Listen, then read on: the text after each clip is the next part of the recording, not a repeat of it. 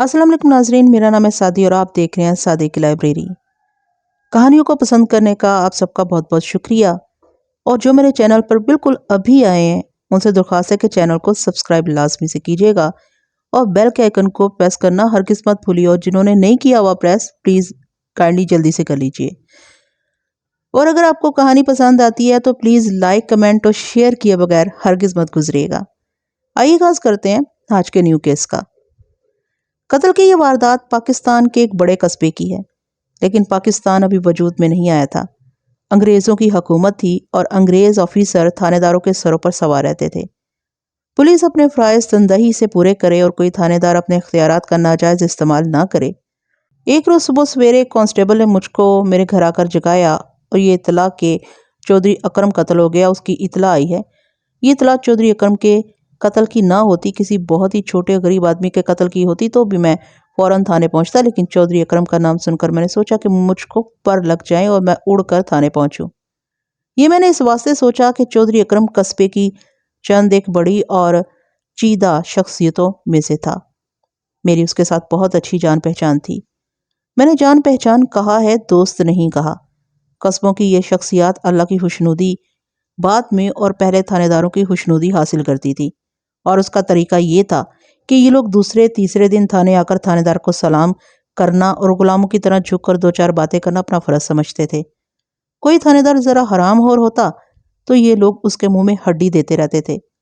उन चंद एक अफराद में से जिनकी जिंदगी बदमाशों और गलत हरकतों में गुजरती थी, वो अपने इलाके के थानेदार को और ही ज्यादा खुश रखते थे। चौधरी अकरम ऐसे ही चंद एक अफराद में से था। थानेदार उनसे खुश रहते थे और बवक्ते ज़रूरत उन्हें मुखबर के तौर पर इस्तेमाल करते थे। दरअसल ये लोग पुलिस के बड़े पक्के मुखबर हुआ करते थे। मैंने ऐसे लोगों के तमाम ज़ाहरी और अंदरूनी हालात मालूम कर लिए थे, और मैं जहाँ भी SHO लगता था ऐसे चीदा चीदा अफराद का तारीख, जुग्राफिया जुबानी याद कर लेता था। जराइम पेशा और हिस्ट्री शीटर और बस्ता बे के बदमाशों का तहरीरी रिकॉर्ड तो थाने में मौजूद होता ही था। चौधरी अकरम की बाबत भी मैंने अंदर और बाहर की सारी बातें मुखबरों से हासिल करके अपने जहन के रिकॉर्ड में महफूज रखी हुई थी। मुझको मालूम था कि चौधरी अकरम कस्बे का एक अमीर कबीर आदमी है। उसके बड़े जरहेज मुरब्बे भी थे। कस्बे के करीब भी उसकी एक खासी ज्यादा ज़रई एराजी थी और मकानों दुकानों की सूरत में भी जायदाद थी। यह शख्स शरीफ आदमी नहीं था। उस हैसियत के लोगों को पुलिस की जुबान में मोअज़्ज़ज़ कहा जाता था, लेकिन ये लाजमी नहीं होता था कि ऐसा मोअज़्ज़ज़ आदमी भला मानस और शरीफ भी हो। यूँ कह लें कि मोअज़्ज़ज़ पुलिस की एक इस्तिलाह थी। चौधरी अकरम की बाबत मुझको ये भी मालूम था कि तकरीबन 1 साल पहले उसने पहली बीवी की मौजूदगी में एक नौजवान लड़की के साथ शादी की थी। चौधरी अकरम की उम्र 45 साल से कुछ ज्यादा ही होगी, कम नहीं थी। उसकी पहली बीवी की उम्र चौधरी से 2-3 साल कम होगी। अब उसके घर में 2 बीवियां थी, एक पुरानी और एक नई। उसके कत्ल की इतला पर पहला ख्याल जो मेरे दिमाग में आया वो ये था कि उस शख्स के कत्ल का बायस ये दूसरी शादी है, और इस कत्ल की वारदात में दूसरी यानी नई और नौजवान बीवी का हाथ है। मैं थाने पहुंचा। वहां एक तो 17-18 साल उम्र का एक लड़का था जो हिचकियां ले लेके रो रहा था। ये मकतूल का बेटा था और यही मकतूल की कुल औलाद थी। उसके साथ नंबरदार था और एक मोअज़्ज़ज़ आदमी भी आया था। मैंने अपने दफ्तर में दाखिल होते ही पूछा कि चौधरी साहब पर हाथ डालने की किसको जुर्रत हुई है। मैं हैरान जरूर था, लेकिन उस शख्स के कत्ल पर मुझको कोई खास अफसोस नहीं था, इस वास्ते कि ऐसे लोगों का अंजाम आम तौर पर ऐसा ही होता है। मुझको ये भी मालूम था कि चौधरी अकरम ने 2 पेशावर गुंडे अपने साथ रखे हुए थे जो उसके बॉडीगार्ड्स भी थे, और किसी को डराना धमकाना होता तो चौधरी उनको इस्तेमाल करता था। उनमें एक नईम अहमद था जो नामा के नाम से मशहूर था, और ये मेरा मुखबर भी था। दूसरे का नाम शेरा था, उसका पूरा नाम मुझको याद नहीं रहा। ये भी मशकूक चाल चलन का बदमाश था। उन दोनों की वजह से मुझको इत्मीनान हुआ कि मुझको चौधरी अकरम की वो बातें भी बता देंगे जो पर्दों के पीछे होती हैं और उन पर हमेशा पर्दा ही पड़ा रहता है। इन दोनों की वजह से मुझको इत्मीनान हुआ कि ये मुझको चौधरी अकरम की वो बातें भी बता देंगे जो पर्दों के पीछे की होती हैं और उन पर हमेशा पर्दा ही पड़ा रहता है। उन लोगों ने मुझको बताया कि मकतूल चौधरी के महल्ले में ज़रा अलग हटकर एक गिरा पड़ा मकान है जिसके 1-2 कमरों की छतें गिरी हुई हैं। लाश उसके कमरे में पड़ी हुई है। पता यूं लगता है जैसे मकतूल को चाकू या छुरी से मारा गया है। पेड़ से अंटरियां वगैरह बाहर आई हुई हैं। सुबह सवेरे एक औरत वैसे ही उस मकान के अंदर चली गई तो उसने लाश देख ली और मकतूल के घर जाकर इतला दी اور نمبردار کو بھی اطلاع مل گئی۔ میں نے مقتول کے بیٹے کے نام سے FIR تحریر کروائی اور ضروری کاغذی کارروائیاں کر کے ان لوگوں کے ساتھ جائے وقوع کی جانب چل پڑا۔ یہ مکان تھانے سے کوئی زیادہ دور نہیں تھا۔ وہاں پہنچا تو نمبردار کی عقل مندی دیکھی اور اس کو شاباش تھی۔ اس نے مکان کے باہر والے دروازے پر ایک آدمی کھڑا کر دیا تھا جس کی ڈیوٹی یہ تھی کہ کسی کو اندر نہ جانے دے۔ اس انتظام سے مجھ کو یہ فائدہ پہنچا کہ جائے وقوع پر کھرے صاف رہے۔ نمبردار جب اطلاع پر لاش دیکھنے گیا تھا تو اس نے بچ بچا کر لاش کو دیکھا تھا اور مقتول کے پسماندگان کو بھی آگے نہیں جانے دیا تھا۔ تھانے سے روانگی سے پہلے میں نے کانسٹیبل کو دوڑایا تھا کہ وہ کھوجی کو ساتھ لے کر جائے وقوع پر بہت جلدی پہنچ جائے۔ میں اکیلا اندر گیا۔ یہ ایک مکان کا کھنڈر تھا۔ 2 کمروں کی چھتیں نیچے کو بیٹھی ہوئی تھیں۔ اس کی چھت ایک طرف تھوڑی سی گری ہوئی تھی جس کا ملبہ نیچے گرا ہوا تھا۔ فرش کچا تھا اور اس پر اتنی مٹی اور دھول تھی کہ کھرے بڑے ہی صاف تھے، اتنے صاف تھے کہ اناڑی بھی ان کو شناخت کر سکتا تھا۔ میں نے کھرے دیکھ لیے۔ اپنے پاؤں بچ بچا کر رکھتا ہوا میں لاش کے قریب گیا۔ لاش دائیں پہلو پر پڑی ہوئی تھی، انٹریاں باہر آئی ہوئی تھیں۔ لاش ملبے کے تقریباً 1 فٹ اونچے ڈھیر پر اس طرح پڑی ہوئی تھی کہ اس کا خون پیٹھ کی طرف بہہ کر نیچے گیا تھا اور جس طرف کھرے تھے خون ادھر نہیں آیا تھا۔ میرا مطلب یہ ہے کہ کھرے خون سے بچ گئے تھے۔ اس گرے پڑے مکان سے میرے دماغ میں ایک بات آتی ہے۔ آج کل آبادی اس قدر زیادہ بڑھ گئی ہے کہ جھگیاں اور کھنڈر بھی کرائے پر چڑھ جاتے ہیں۔ رہائش کے لیے کسی کو جگہ نہیں ملتی، لیکن میں جس وقت کی بات سنا رہا ہوں اس وقت ایک آبادی میں کئی مکان خالی پڑے رہتے تھے اور کرایہ دار نہیں ملتا تھا۔ اکثر محلوں میں اس طرح ایک آدھ مکان کا کھنڈر ضرور ہوتا تھا۔ ایسے کھنڈر میں محلے کا کوئی بندہ جانے کی جرات نہیں کرتا تھا۔ میں نے لاش کو دیکھا اور اس کو دوسری کروٹ پر کیا۔ قتل کے واسطے چھری یا چاقو جیسا آلہ استعمال ہوا تھا۔ ایک زخم پیٹھ میں تھا اور ایک سامنے سینے میں، اور پھر پیٹ چاک کیا ہوا تھا۔ وہاں ہلکے سبز رنگ کی ٹوٹی ہوئی چوڑیوں کے ٹکڑے بکھرے ہوئے تھے۔ یہ کانچ کی چوڑیاں تھیں اور شاید 3-4 تھیں۔ تفتیشی کہانیوں میں آپ نے کئی بار پڑھا ہوگا جس جائے وقوع پر ٹوٹی ہوئی چوڑیوں کے ٹکڑے ملے وہاں لازماً عورت کا ہونا ثابت ہوتا ہے۔ یعنی اس واردات میں ایک عورت تھی اور اس کی چوڑیاں اس واسطے ٹوٹیں کہ اس کے ساتھ دھینگا مشتی کی گئی۔ عورت نے اپنے بچاؤ کے واسطے مقابلہ کیا اور اس کی چوڑیاں ٹوٹ گئیں۔ وہ جائے وقوع پر ٹوٹی ہوئی چوڑیوں کے ٹکڑوں کی موجودگی بتاتی تھی کہ ایک عورت کے ساتھ دست درازی ہوئی ہے۔ میں کھرے دیکھنے اور سمجھنے کا کچھ تجربہ رکھتا تھا، لیکن کھوجیوں جیسا نہیں۔ یہ تو ایک ایسا فن یا ایسی سائنس ہوا کرتی تھی جس کے ماہر کھوجی موجود تھے۔ وہ تو ایسے مدھم کھروں کو بھی پہچان لیتے تھے جن کو عام لوگ کھرے سمجھتے ہی نہیں تھے اور نظر انداز کر دیتے تھے۔ میں نے جو کھرے دیکھے ان میں ایک تو مقتول کے تھے۔ میں نے مقتول کے پاؤں میں جو جوتی تھی اس کو دیکھ لیا تھا۔ اس جوتی کے کھرے صاف پہچانے جاتے تھے۔ دوسرے کھرے فلیٹ شوز کے تھے۔ اس زمانے میں مختلف کھیلوں کے کھلاڑی یہ شوز پہنا کرتے تھے۔ دوڑوں کے مقابلے میں شامل ہونے والے بھی یہی شوز پہنتے تھے۔ ان کے تلوے ربڑ کے ہوتے اور ہموار نہیں بلکہ کھردرے سے ہوتے تھے اور ان پر لمبے لہریے جیسی ابری ہوئی لکیریں ہوتی تھیں۔ میرا مطلب یہ ہے کہ فلیٹ شوز کا کھرا عام جوتیوں سے بالکل الگ اور قابل شناخت ہوتا تھا۔ فلیٹ شوز کا سائز مردانہ یعنی بڑا تھا۔ بڑا نہ ہوتا بھی تو یہ بات بالکل صاف تھی کہ یہ کسی آدمی کا کھرا تھا۔ فلیٹ شوز صرف آدمی پہنا کرتے تھے، کسی عورت نے کبھی فلیٹ شوز نہیں پہنے تھے۔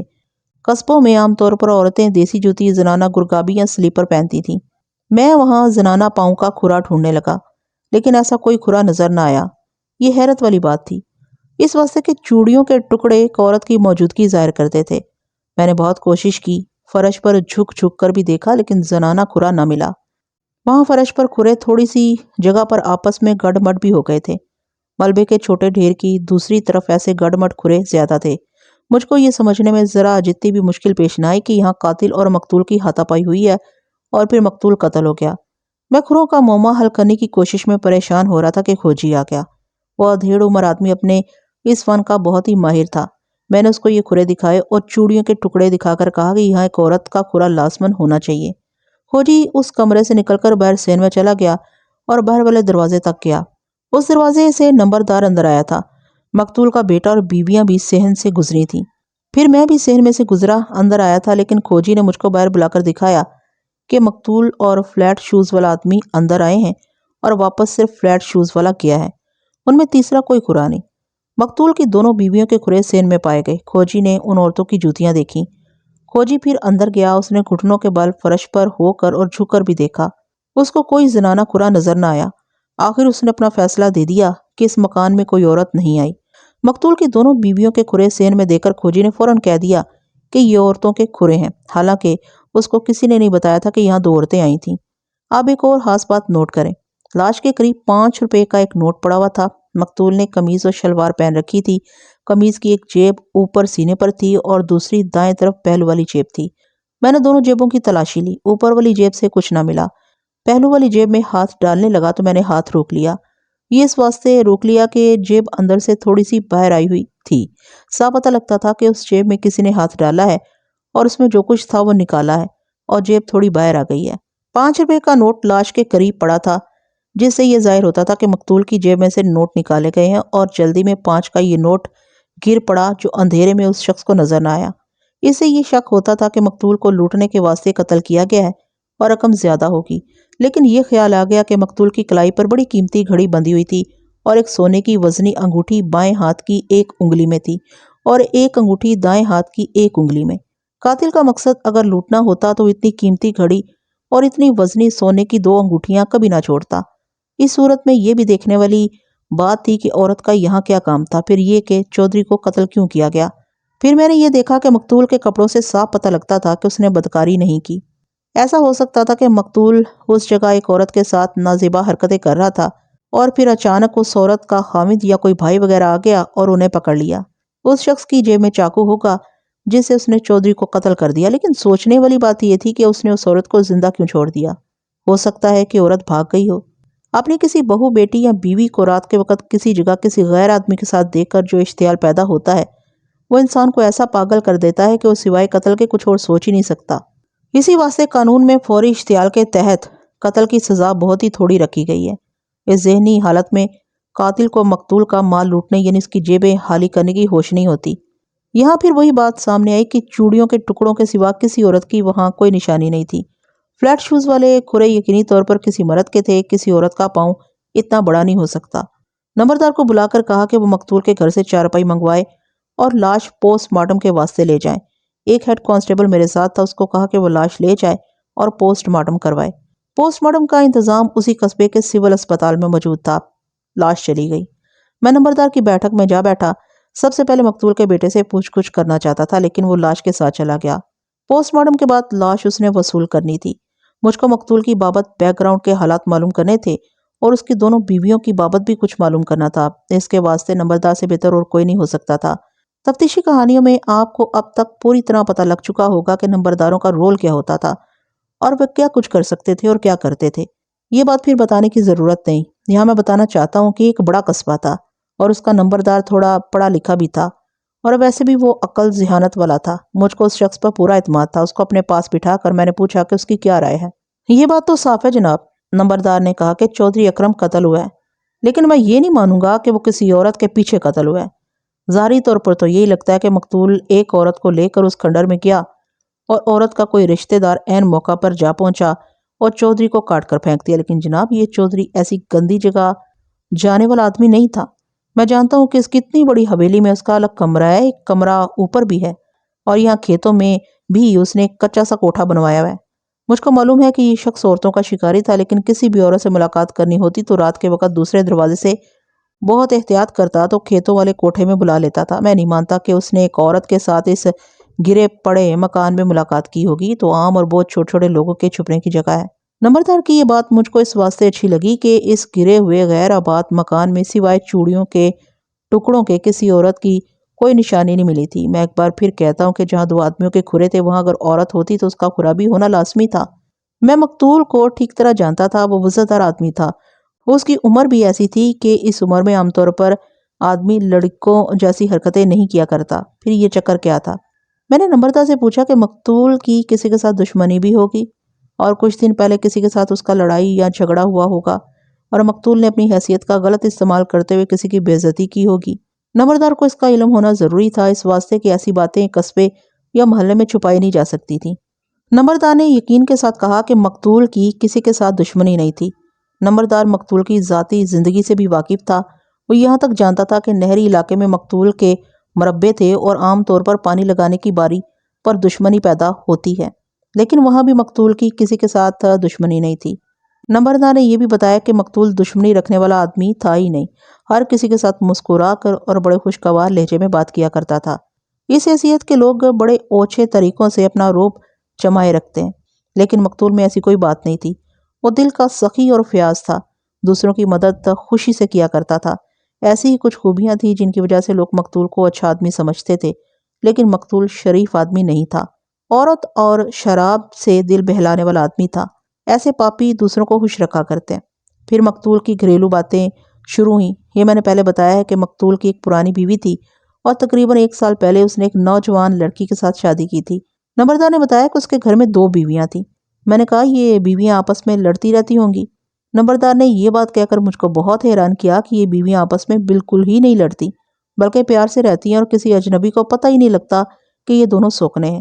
نمبردار نے یہ بھی بتایا کہ نئی اور نوجوان بیوی کو ہر وقت افسردہ اور مایوس ہونا چاہیے تھا کہ اپنے باپ کی عمر کے آدمی کے ساتھ بیاہی گئی ہے، لیکن عورتیں بتاتی ہیں کہ یہ لڑکی اس گھر میں خوش تھی۔ کبھی کسی عورت کے ساتھ اس نے اپنے گھر کی بابت شکوہ کیا تھا، نہ کبھی اس نے ایسی بات کہی تھی کہ پہلی بیوی اس کو اچھا نہیں سمجھتی۔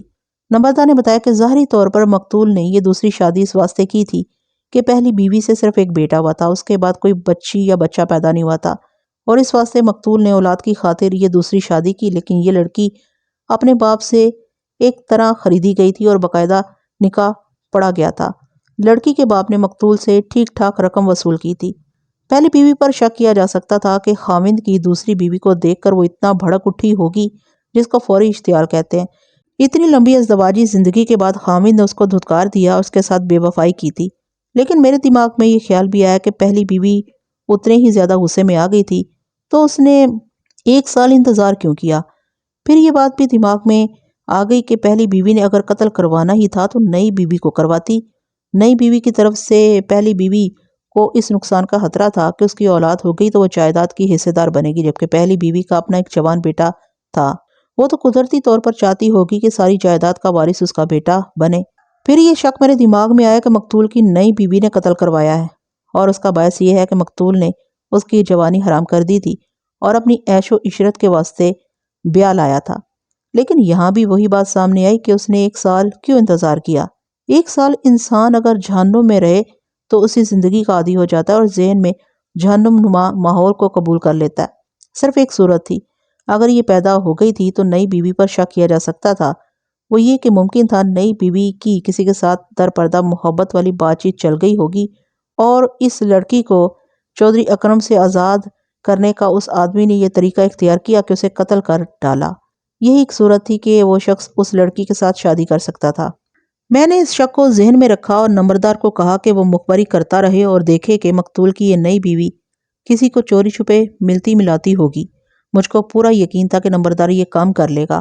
نمبرداروں کے ہاتھ بڑے لمبے ہوتے تھے، ان کے زیر اثر 2-4 عورتیں بھی ہوتی تھیں جو ہر گھر کے اندر کی خبریں لے آتی تھیں۔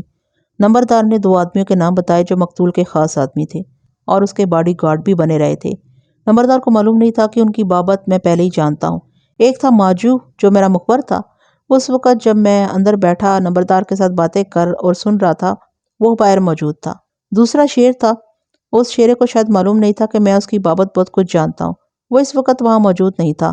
نامے سے تو ابھی میں نے پوچھ گچھ کرنی تھی اور مجھ کو امید تھی کہ وہ کارآمد باتیں بتائے گا۔ لاش کے پوسٹ مارٹم کے واسطے تو کئی گھنٹے درکار تھے۔ میں نے سوچا کہ اس دوران مقتول کی دونوں بیویوں کو دیکھ لیا جائے کہ یہ کتنے پانی میں ہیں۔ تھانے دار کو تفتیش و سراغ رسانی کا تجربہ ہو تو وہ چہرے اور انداز سے ہی پتہ لگا لیتا ہے کہ اس مرد یا عورت کا واردات کے ساتھ کچھ نہ کچھ تعلق ضرور ہے۔ یہ سوچ کر میں نے نمبردار کو کہا کہ وہ مقتول کی دونوں بیویوں کو یہاں لے آئے۔ گھر قریب ہی تھا۔ نمبردار نے آ کر مجھ کو بتایا کہ دونوں آ گئی ہیں۔ میں نے اس کو کہا وہ بڑی یعنی پہلی بیوی کو میرے پاس بھیج دے اور دوسری کو اپنے گھر میں بٹھا دے۔ نمبردار کے جانے کے 2 ہی منٹ بعد ایک معزز اور اچھی شکل و صورت کی عورت میرے سامنے آن کھڑی ہوئی۔ اس کی عمر 40 سال سے زیادہ تھی۔ میں نے اس کو بٹھا لیا اور اس کے خاوند کے قتل کی بابت ہمدردی اور اظہار افسوس کی باتیں شروع کر دیں۔ اس کی آنکھوں میں آنسو تو تھے، لیکن ایسا بھی نہیں کہ وہ غم سے نڈھال ہوتی یا کچھ زیادہ غمگین ہوتی۔ پھر میں نے مقتول کے خلاف بولتے ہوئے کہا کہ اس نے اس پہلی بیوی پر کتنی زیادتی کی ہے کہ اس عمر میں آ کر ایک نئی لڑکی بیاہ لایا ہے۔ مجھ کو اس کا کچھ فرق نہیں پڑا۔ مقتول کی بیوی نے کہا اس کو بیاہ کر نہ لاتا تو اس کے ساتھ ناجائز دوستی بنا لیتا۔ چودھری نے تو 2-3 بے نکاحی بیویاں بھی رکھی ہوئی تھیں۔ میرے ساتھ اس نے رسمی تعلق رکھا ہوا تھا۔ میں گھر میں صرف بیوی تھی جو اپنے فرائض پورے کر رہی تھی۔ میں نے نئی بیوی کی بابت باتیں شروع کر دیں اور اس قسم کی رائے دی کہ اس نئی لڑکی نے مقتول کو اپنے قبضے میں لے لیا ہوگا اور وہ پہلی بیوی کے دماغ پر بھی سوار ہو گئی اور صرف اپنی نوجوانی خوبصورتی کی بدولت گھر کی مالک بن گئی ہوگی۔ نہیں جی، چودھرانی نے کہا، یہ معاملہ الٹ ہوا۔ مجھ کو یہی امید تھی جو آپ نے کہا ہے، لیکن لڑکی آتے ہی میرے قدموں میں بیٹھ گئی۔ بڑی صاف بات ہے، اس لڑکی کی شادی اتنی زیادہ عمر کے مرد کے ساتھ زبردستی کی گئی ہے اور اس میں کوئی شک نہیں کہ لڑکی کے باپ نے لڑکی کی قیمت وصول کی ہے۔ لڑکی میرے پاس بیٹھ کر بہت روئی۔ اس نے کہا کہ اسے کچھ نہیں چاہیے اور اس کو ذرا سی بھی خوشی نہیں کہ اتنے امیر کبیر آدمی کی بیوی بن گئی اور یہاں منمانی کرے گی اور اپنی فرمائشیں پوری کروا کر شہزادی بن جائے گی۔ آپ کو معلوم ہے عام طور پر ایسا ہی ہوتا ہے، نئی اور نوجوان بیوی پرانی بیوی کو خامند کے ساتھ مل کر کباڑ خانے میں پھینک دیتی ہے اور ملکہ بن جاتی ہے۔ بعض نوجوان بیویاں تو زیادہ عمر کے خامند کو ایسی نتھ ڈالتی ہیں کہ اس کو لوٹ لوٹ کر اپنے پچھلوں کا گھر بھرتی اور خامند کو کنگال کر دیتی ہیں اور پرانی بیوی کے ساتھ بہت ہی برا سلوک کرتی ہیں۔ میں اب بھی حیران ہوا کرتی ہوں کہ یہ لڑکی کتنی اچھی عقل والی ہے کہ اس نے گھر میں سکون رکھنے کے واسطے یہ بات سوچی ہے۔ یہ اپنی عقل کو دوسری طرح بھی استعمال کر سکتی تھی، لیکن اس نے اپنے آپ کو میرے حوالے کر دیا، کہا کہ یہ میری خدمت کرے گی اور خامند کی صرف بیوی بنی رہے گی۔ 1 سال ہونے کو آیا ہے۔ اس لڑکی نے اپنا رویہ یہی رکھا جو میں نے بتایا۔ خدا کی قسم وہ میری خدمت اس طرح کرتی ہے جس طرح کوئی بیٹی اپنی ماں کی کیا کرتی ہے۔ میں نے اس لڑکی کو سمجھا دیا تھا کہ اس خامند کو کہیں اپنا وفادار نہ سمجھ لے۔ یہ شخص عورتوں کا شکاری اور کھلاڑی ہے اور بڑی عیاشی میں زندگی گزار رہا ہے اور یہ کسی ایک کا وفادار بن کر رہ نہیں سکتا۔ میں نے اس چودھرانی کو کہا کہ چودھری اکرم تو بڑا ہی خوش طبع اور ہنس مسکرا کر بات کرنے والا آدمی تھا اور سنا ہے کہ اس کو غصہ تو کبھی آیا ہی نہیں تھا۔ گھر میں بھی مرحوم اسی طرح رہتا ہوگا۔ توبہ کرو جی، چودھرانی نے کہا۔ اس کی مسکراہٹیں، اس کی ہنسی و خوشگوار طبیعت گھر کے دروازے سے باہر سے شروع ہوتی اور دروازے کے باہر ختم ہو جاتی تھی۔ گھر میں آ کر تو یہ سکہ شاہی چلاتا تھا اور ذرا سا اشارہ خود ہی پیدا کر کے ایسا غصہ جھاڑتا تھا کہ ہم دونوں بیویاں دبک جاتی تھیں۔ چودھرانی نے یہ بات کہہ کر کہا، اس نے سنا ہے چودھری کی جس اجڑے ہوئے مکان میں لاش ملی ہے وہاں ٹوٹی ہوئی چوڑیوں کے ٹکڑے بھی پڑے تھے۔ اس نے کہا، اس سے یہ ظاہر ہوتا ہے کہ وہاں ایک عورت بھی تھی۔ میں نے چوڑیوں کے ٹکڑے چودھرانی کو دکھا کر کہا، یہ بات بالکل صحیح ہے۔ پھر اسے پوچھا کہ اس معاملے میں کچھ کہنا چاہتی ہے۔ میں نہیں مانتی، چودھرانی نے کہا۔ کسی عورت کو ساتھ لے کر چودھری ایسے گرے اور اجڑے ہوئے مکان میں جانے والا آدمی نہیں تھا اور پھر اس کو وہاں جانے کی ضرورت بھی نہیں تھی۔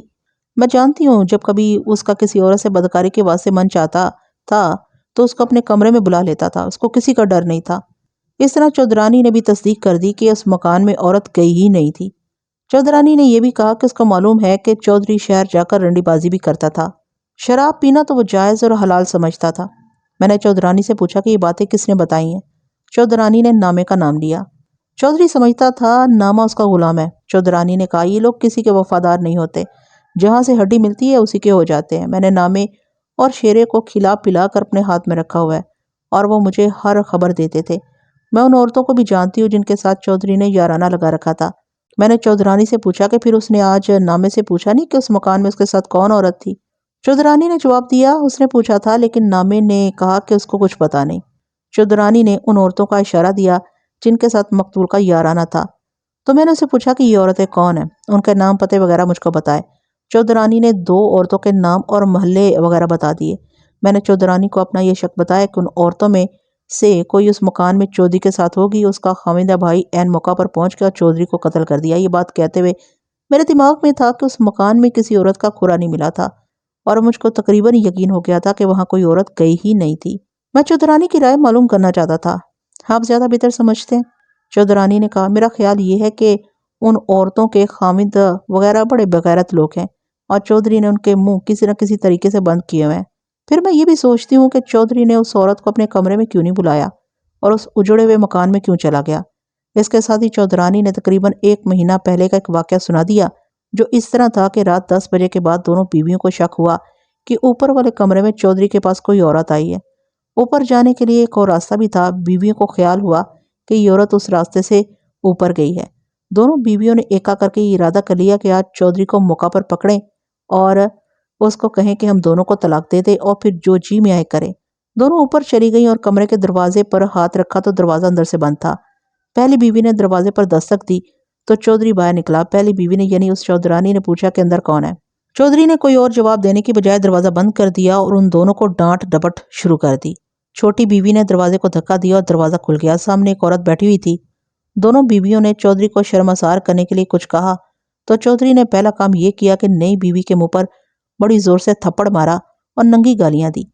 बड़ी चौधरानी पीछे हट गई और कहा कि उसने अगर उस पर हाथ उठाया तो सारा शहर सुनेगा और वो इस घर में नहीं रहेगी। चौधरानी ने यहाँ तक कह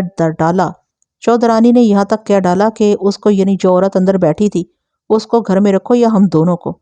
चौधरी ने उन दोनों की बहुत बेइज्जती की और कहा कि वो उन दोनों बीवियों को कत्ल करवा देगा या अपने घर में नौकरानियों की तरह रखेगा। मुतासर बात यह है कि दोनों बीवियों और चौधरी की अच्छी खासी लड़ाई हुई जो जुबानी कलामी थी और मामला गाली गलौज तक पहुंच गया। वो औरत अंदर बैठी रही। चौधरी ने आखिरी ये हरकत की कि उन दोनों को गालियां और धमकियां देकर कमरे में चला गया और अंदर से दरवाजा बंद कर लिया। दोनों बीवियां जानती थी कि चौधरी उनके खिलाफ बहुत कुछ कर सकता है। दोनों नीचे उतर आईं। छोटी बीवी तो बहुत ही घबराई हुई थी। चौधरानी ने उसको तसल्लियां दी कि वो इतना भी न डरे, चौधरानी सारा इल्जाम अपने ऊपर ले लेगी। चौधरानी ने अगले रोज ये काम किया कि उस औरत के घर चली गई, उसको बहुत ही बुरा भला कहा और ये भी कहा कि वो अरसे से जानती है कि वो चौधरी के पास जाती है। आप देखिए कि ये औरत कितनी ढीठ और दलेर थी। उसने चौधरानी की बेइज्जती कर दी और कहा कि वो चौधरी से उसको और जूते पड़वाएगी। इस तरह ये मामला ज्यादा संगीन हो गया। मैंने जब ये वाकया चौधरानी की जुबानी सुना तो मुझको शक हुआ कि चौधरी अकरम के कत्ल का बायस ये वाकया हो सकता है। ये दिमाग में रखकर मैंने चौधरानी से पूछा कि जब वो उस औरत के घर जाकर लड़ी थी तो उस औरत का खाविंद या कोई और मर्द घर में होगा। चौधरानी ने बताया कि घर में कोई मर्द नहीं था और ये बातें अंदर कमरे में बैठकर हुई थी। उसने बताया कि उस औरत का खाविंद दुकानदार है और उस शख्स में इतना दमखम नहीं कि वो चौधरी पर वार करता। फिर उस औरत के 2 भाई थे जो अभी बहुत छोटे थे। चौधरानी की ये बातें सुनकर मेरा शक रफा हो गया, लेकिन उस औरत को मैंने शामिल तफ्तीश करने का फैसला कर लिया। चौधरानी ने ये बात बिल्कुल साफ कर दी थी कि मकतूल की किसी के साथ दुश्मनी नहीं थी। मेरे दिमाग में एक मुश्तबे और भी था और ये मकतूल का बेटा था, बल्कि वाहिद औलाद था और एक अमीर और ऊंची हैसियत वाले चौधरी का बेटा था। इस वास्ते उसका बिगड़ा हुआ शहजादा होना काबिल यकीन था। इस किस्म के शहजादों का कोई किरदार नहीं होता। मैंने चौधरानी के साथ बड़ी बेतकल्लुफी से ये बात की और कहा कि उसका बेटा अपनी नौजवान सौतेली माँ से तन्हाई में ज़रूर मिलता होगा और शायद इसी वजह से नई बीवी इस घर में खुश होगी। चौधरानी ने बड़े यकीन के साथ मेरा ये शुबा साफ कर दिया। उसने कहा कि बाप ने तो बेटे को बिगाड़ने में कोई कसर नहीं छोड़ी थी, लेकिन चौधरानी ने उसमें ख़ानदानी शराफत पैदा की और उसकी तरबियत बड़ी ठीक ठाक करती रही। चौधरानी ने कहा कि वो कोई ऐसी वैसी बच्ची तो नहीं थी कि ये भी ना देखती कि घर में एक नौजवान लड़की है और उसका अपना बेटा नौजवान है। उसका बेटा नई बीवी को हला कहता था और उसकी माँ ने बेटे के दिमाग में ये बात नक्श कर दी थी कि ये लड़की भी उसकी माँ है। चौधरानी ने इस मामले में मेरे साथ ज़रा लंबी बात की थी और कुछ सवाल मैंने पूछे थे। मैं ये सारे सवालों जवाब और चौधरानी का बयान नहीं सुना रहा, ख्वाह वहाँ बात लंबी हो जाएगी। मुख्तसर बात यह है कि चौधरानी ने मुझको यकीन दिला दिया कि उस बेटे का ध्यान उसकी नौजवान सोकन की तरफ बिल्कुल नहीं था। जो ध्यान था वो एक माँ बेटे जैसा था। बहरहाल मैंने इस शक को दिल में महफूज रखा। चौधरानी ने 2 औरतों के नाम बताए। इस तरह उन औरतों का टोटल 3 हो गया। उनमें एक औरत उसके कहने के मुताबिक जवान और बड़ी खूबसूरत थी। उसका खामिद बड़ा ही मोटा भद्दा और जाहिल सा आदमी था। उस औरत का भी कोई ऐसा भाई ना था जो कभी गैरत में आकर उसको रोकता या चौधरी को ही साफ कर देता। ये औरत मकतूल की एक तरह की दाश्ता बनी हुई थी। चौधरानी ने तीसरी जिस औरत की निशानदही की उसका नाम मुजीदा था और जीदा के नाम से मशहूर थी। ये भी खूबसूरत औरत थी और उसकी उम्र 35 साल के लगभग थी। आपने तफ्तीशी कहानियों में इस नस्ल की औरत का जिक्र आम तौर पर पढ़ा होगा। कस्बा हो या गांव, ऐसी औरत ज़रूर पाई जाती है। बस जीदा को बयान कर देता हूँ और आप समझ जाएंगे कि ये कैसी औरत होगी। जीदा छोटी जात की औरत थी जिसको देहात और कस्बों में कामी या कमी कमीन कहा जाता है। ये लोग बड़ी जातों के घरों में भी कामकाज करते हैं और वही लोग उनके अंदाता बने रहते हैं। जीदा ऐसे ही एक खामिद की बीवी थी जो कस्बे में ब्याह शादियों पर या किसी वफात पर और 40वें पर देगे पकाता था और मकतूल जैसे चौधरियों के घरों में भी काम काज करता था। जीदा खास तौर पर चालाक का यार औरत थी। जाहिद और पारसा को भी मोम कर लेती और किसी नामी गिरामी गुंडे और बदमाश को भी अपने सामने झुका लेती थी। मजलूमियत की एक्टिंग करे तो आपके आंसू निकाल दे। चौधरानी ने जब जीदा के ये औसाफ बयान किए तो मैंने सुन तो लिए, लेकिन ऐसे लगा जैसे उस औरत को मैं बहुत ही अच्छी तरह जानता और पहचानता हूँ। मैं जहाँ भी रहा ऐसी औरत के साथ वास्ता ज़रूर पड़ा। ऐसी औरतें तफ्तीश में बहुत मदद किया करती थी। चौधरानी ने बताया कि ये औरत जीदा भी मकतूल से मिलती मिलाती रहती थी। اور یقیناً مقتول اس کو پیغام رسانی کے واسطے یا کسی اور کام کے واسطے استعمال کیا کرتا تھا۔ میں نے اس عورت کو اپنے دماغ میں نوٹ کر لیا۔ اس کو تو ضرور ہی شامل تفتیش کرنا تھا اور مجھ کو پوری امید تھی کہ اسے کوئی نہ کوئی اشارہ یا سراغ ضرور مل جائے گا۔ دن کا پچھلا پہر بھی گزرا جا رہا تھا اور ابھی تک پوسٹ مارٹم کی رپورٹ اور لاش نہیں آئی تھی۔ میں نے بہتر سمجھا کہ مقتول کی چھوٹی بیوی کو بھی دیکھ کر تھوڑی سی پوچھ گچھ کر لوں۔ چودھرانی کو کہا کہ وہ جائے اور اس لڑکی کو بھیج دے۔ اس لڑکی کو میری سوکن نہ سمجھیں، چودھرانی نے اٹھتے ہوئے کہا۔ سوکن بہت برا لفظ ہے۔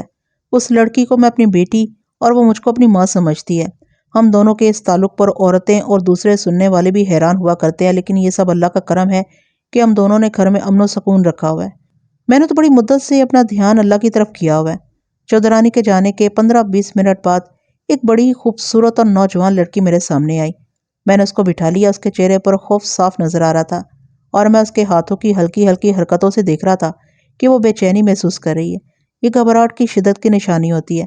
اس کا یہ خوف اور یہ گھبراہٹ کم کرنے کے واسطے میں نے اس کے ساتھ ہمدردی اور دوستی کے لہجے میں باتیں شروع کر دیں۔ ایک افسوس تو اس پر کیا کہ اس کے ماں باپ نے اس کی زندگی تباہ کر دی ہے۔ یہ بھی کہا کہ اچھا ہوا کہ 1 سال بعد ہی اس کو اس زیادہ عمر کے خاوند سے نجات مل گئی۔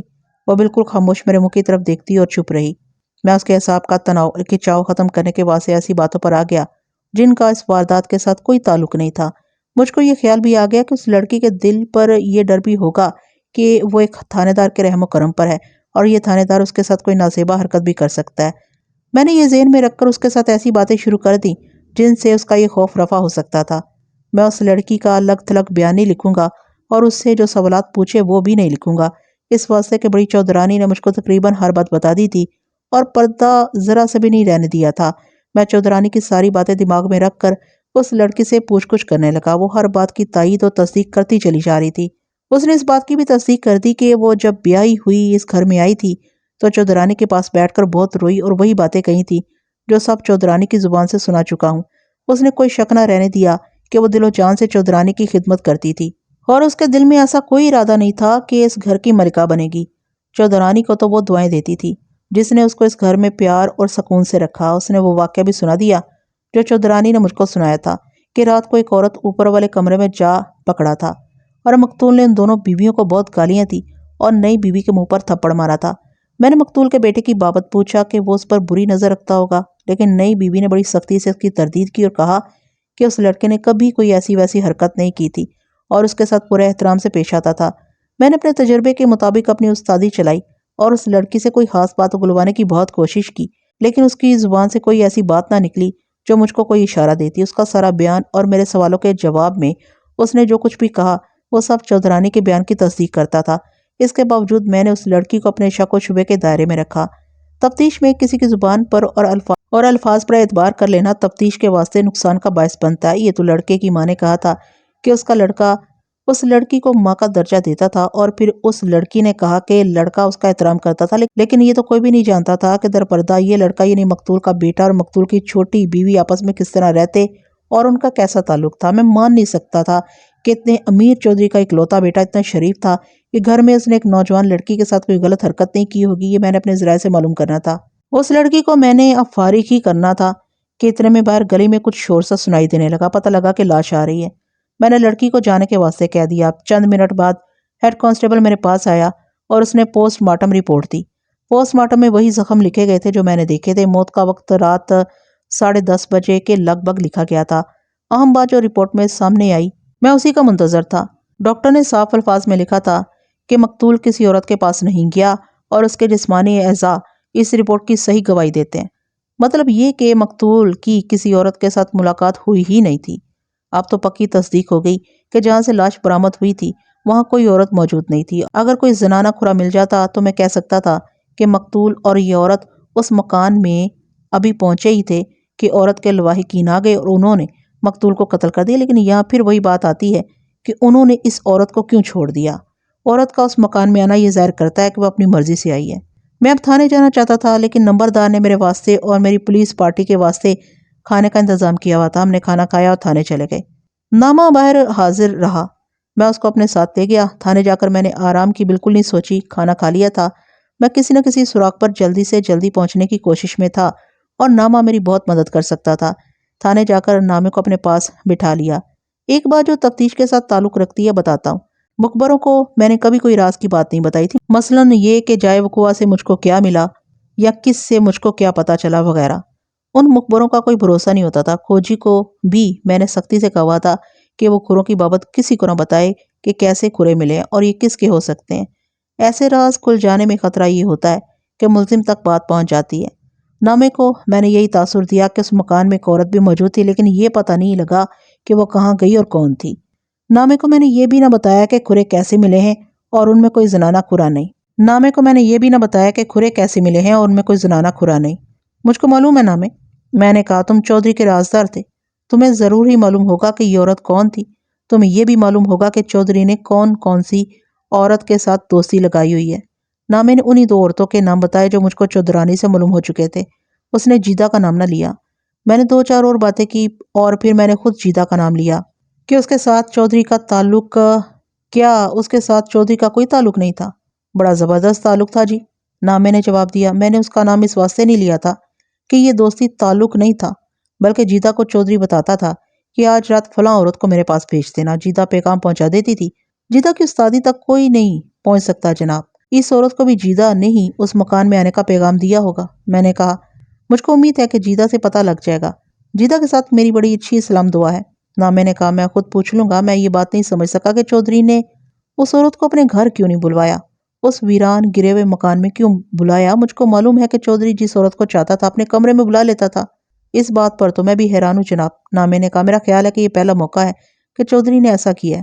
شیروں کو کچھ معلوم ہوگا۔ میں نے کہا، تم شام کو چودھری کے گھر گئے ہو گے؟ نہیں جناب، نامے نے جواب دیا، میں نے تو آج سارا دن چودھری صاحب کی صورت بھی نہیں دیکھی۔ یہ میں نے اس واسطے پوچھا تھا کہ مقتول کی حیثیت کے لوگوں کے چمچے اور باڈی گارڈ شام کو روزمرہ ان کے ہاں جاتے تھے اور جب وہ شخص اجازت دیتا تو اپنے گھروں کو جاتے تھے۔ ان لوگوں کی یہی حرکتیں ان کی آمدنی کا ذریعہ ہوتی تھیں۔ ایک بات دل میں آتی ہے جناب، نامے نے ذرا جھجکتے ہوئے کہا، سمجھ نہیں آتی کہ یہ بات زبان پر لاؤں یا نہ لاؤں۔ اگر آپ اجازت دیتے ہیں تو کہہ دیتا ہوں اور آپ مجھ کو ایک جاہل بندہ سمجھ کر سن لیں۔ میں نے اس کو کہا کہ اس کے دل میں جو کچھ بھی آتا ہے وہ میرے آگے رکھ دے۔ اس نے بات یہ بتائی کہ تقریباً 1.5 مہینہ پہلے مقتول نے اس کو بتایا تھا کہ وہ گھوڑی پر ایک گاؤں کسی کے مدعو کرنے پر گیا تھا۔ چودھری نے گاؤں نہیں بتایا تھا۔ مقتول چودھری دوپہر کے وقت واپس آ رہا تھا کہ راستے میں ایک درخت کے نیچے ایک درویش سا آدمی بیٹھا دیکھا۔ اس درویش کی حالت بتا رہی تھی کہ وہ کسی تکلیف میں ہے۔ درویش نے ہاتھ کے اشارے سے مقتول کو روکا۔ مقتول صرف رکا ہی نہیں بلکہ گھوڑی سے اتر کر اس درویش کے پاس چلا گیا اور پوچھا کہ اس نے اس کو کیوں روکا ہے، کیا وہ کسی تکلیف میں مبتلا ہے؟ درویش نے بتایا کہ اسے بڑا تیز بخار ہے اور وہ بڑی شدت سے پیاسا بھی ہے اور وہ شہر پہنچنا چاہتا ہے۔ درویش سے ٹھیک طرح بولا نہیں چاہتا تھا۔ مقتول نے اس کو اٹھایا اور اپنی گھوڑی پر سوار کر لیا، خود گھوڑی کی باگ پکڑ لی اور پیدل چل پڑا۔ اندازہ کیا جا سکتا ہے کہ ایسی حیثیت کے آدمی کی یہ مہربانی دیکھ کر درویش اس کا کتنا زیادہ مشکور ہوا ہوگا۔ مقتول اس کو قصبے میں اپنے گھر لے آیا اور سب سے پہلے اس کو پانی پلایا، پھر کہا کہ وہ جو کچھ کھانا چاہتا ہے بتا دے، وہی حاضر کیا جائے گا۔ درویش نے کہا وہ تھوڑا سا دودھ پینا چاہتا ہے، کھائے گا کچھ بھی نہیں، اور پھر اس کو دوائی کی ضرورت ہے۔ مقتول نے اسی وقت نوکر کو بلا کر کہا کہ دودھ لے آئے۔ دودھ آیا جو درویش نے پیا اور مقتول نے اس کو پھر گھوڑی پر بٹھایا اور ایک ڈاکٹر کے پاس لے گیا۔ ڈاکٹر نے درویش کا بخار دیکھا، پھر اس کا معائنہ کیا اور دوائی دے دی۔ مقتول چودھری نے درویش کو کہا کہ وہ اس کے گھر چلے اور صحت یاب ہونے تک وہیں رہے، لیکن درویش نہ مانا۔ اس نے کہا کہ وہ آگے ایک اور گاؤں جانا چاہتا ہے جہاں شام سے پہلے پہنچنا ضروری ہے۔ مقتول نے اس کو کہا کہ وہ گھوڑی دے کر اپنے نوکر کو ساتھ بھیجے گا اور وہ درویش کو اس گاؤں چھوڑ آئے گا، لیکن درویش نے یہ پیشکش قبول نہ کی اور کہا کہ اس گاؤں تک تانگے جاتے ہیں اور وہ تانگے میں بیٹھ جائے گا۔ مقتول نے ایک تانگے والے کو بلوایا اور درویش کو اس پر سوار کرا دیا۔ تانگے والے نے کہا کہ وہ 2-4 سواریاں اس طرف کی بٹھا کر روانہ ہو جائے گا۔ چودھری تانگے والے کو پیسے دینے لگا تو درویش نے اس کو روک دیا اور کہا کہ وہ ایسا احسان قبول نہیں کرے گا، اس واسطے کہ وہ بھکاری نہیں، اللہ نے اس کو بھی کچھ دیا ہوا ہے۔ یہ بات کہہ کر درویش اس طرح چونک پڑا جیسے اس کو کوئی بات یاد آ گئی ہو۔ وہ تانگے سے اترا اور چودھری کو ذرا ایک طرف لے گیا۔ بخار نے تو میرا دماغ معاف کر دیا ہے، درویش نے کہا۔ آپ کہیں گے کہ کس احسان فراموش آدمی سے پالا پڑا تھا۔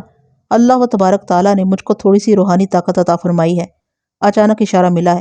مجھ کو اس دنیا کا کوئی لالچ نہیں، اگر آپ کو کچھ فائدہ پہنچ سکتا ہے تو میری روح بھی خوش ہو جائے گی۔ آپ نے مجھ پر بہت بڑا احسان کیا۔ آپ نہیں جانتے کہ اس وقت میری حالت نزع جیسی ہو رہی تھی جب آپ نے مجھ کو گھوڑی پر بٹھایا اور پھر گھر لا کر پانی پلایا۔ اگر 2-3 منٹ اور مجھ کو پانی نہ ملتا تو میں اگر مرتا نہیں تو بے ہوش ضرور ہو جاتا۔ مقتول نے کہا کہ اس نے اپنا انسانی فرض ادا کیا ہے، اس پر کوئی احسان نہیں کیا، لیکن درویش نے کہا کہ وہ اس کو اس نیکی کا کچھ صلہ دینا چاہتا ہے، ایسا نہ ہو کہ اللہ اس کا نام خود غرض لوگوں میں لکھ لے اور پھر وہ گنہگار کہلائے گا۔ درویش نے ایک مکان کی نشاندہی کی اور مقتول کو بڑی صاف نشانیاں بتائیں، جن میں یہ نشانی بھی تھی کہ مکان اجڑا ہوا اور گرا ہوا ہے اور اس کے 3 کمروں کی 2 چھتیں بیٹھی ہوئی ہیں اور ایک چھت صرف ایک طرف سے تھوڑی سی گری ہوئی ہے۔ درویش نے یہ نشانیاں آنکھیں بند کر کے ایسے انداز سے بتائیں جسے پتہ لگتا تھا کہ وہ مراقبے میں چلا گیا یا کوئی ایسی طاقت ہے جو اس کے وجود میں اتر آئی ہے اور وہ طاقت بول رہی ہے۔ نامے نے مجھ کو سنایا کہ مقتول چودھری نے اس کو یہ ساری بات سنائی تھی اور یہ بھی کہا تھا کہ درویش نے یہ بھی کہا کہ وہ مکان مقتول کے مکان سے زیادہ دور نہیں۔ مقتول نے درویش سے پوچھا کہ اس مکان میں کیا ہے اور وہ اس کو کیوں اس کی نشانیاں بتا رہا ہے۔ درویش نے کہا کہ اس مکان کے اس کمرے میں جس کی چھت ایک کونے سے تھوڑی سی گری ہوئی ہے خزانہ مدفون ہے۔ درویش نے یہ بھی کہا کہ اس خزانے کا ان کو بھی علم نہیں تھا جو کبھی اس مکان میں رہتے تھے اور یہاں سے چلے گئے تھے۔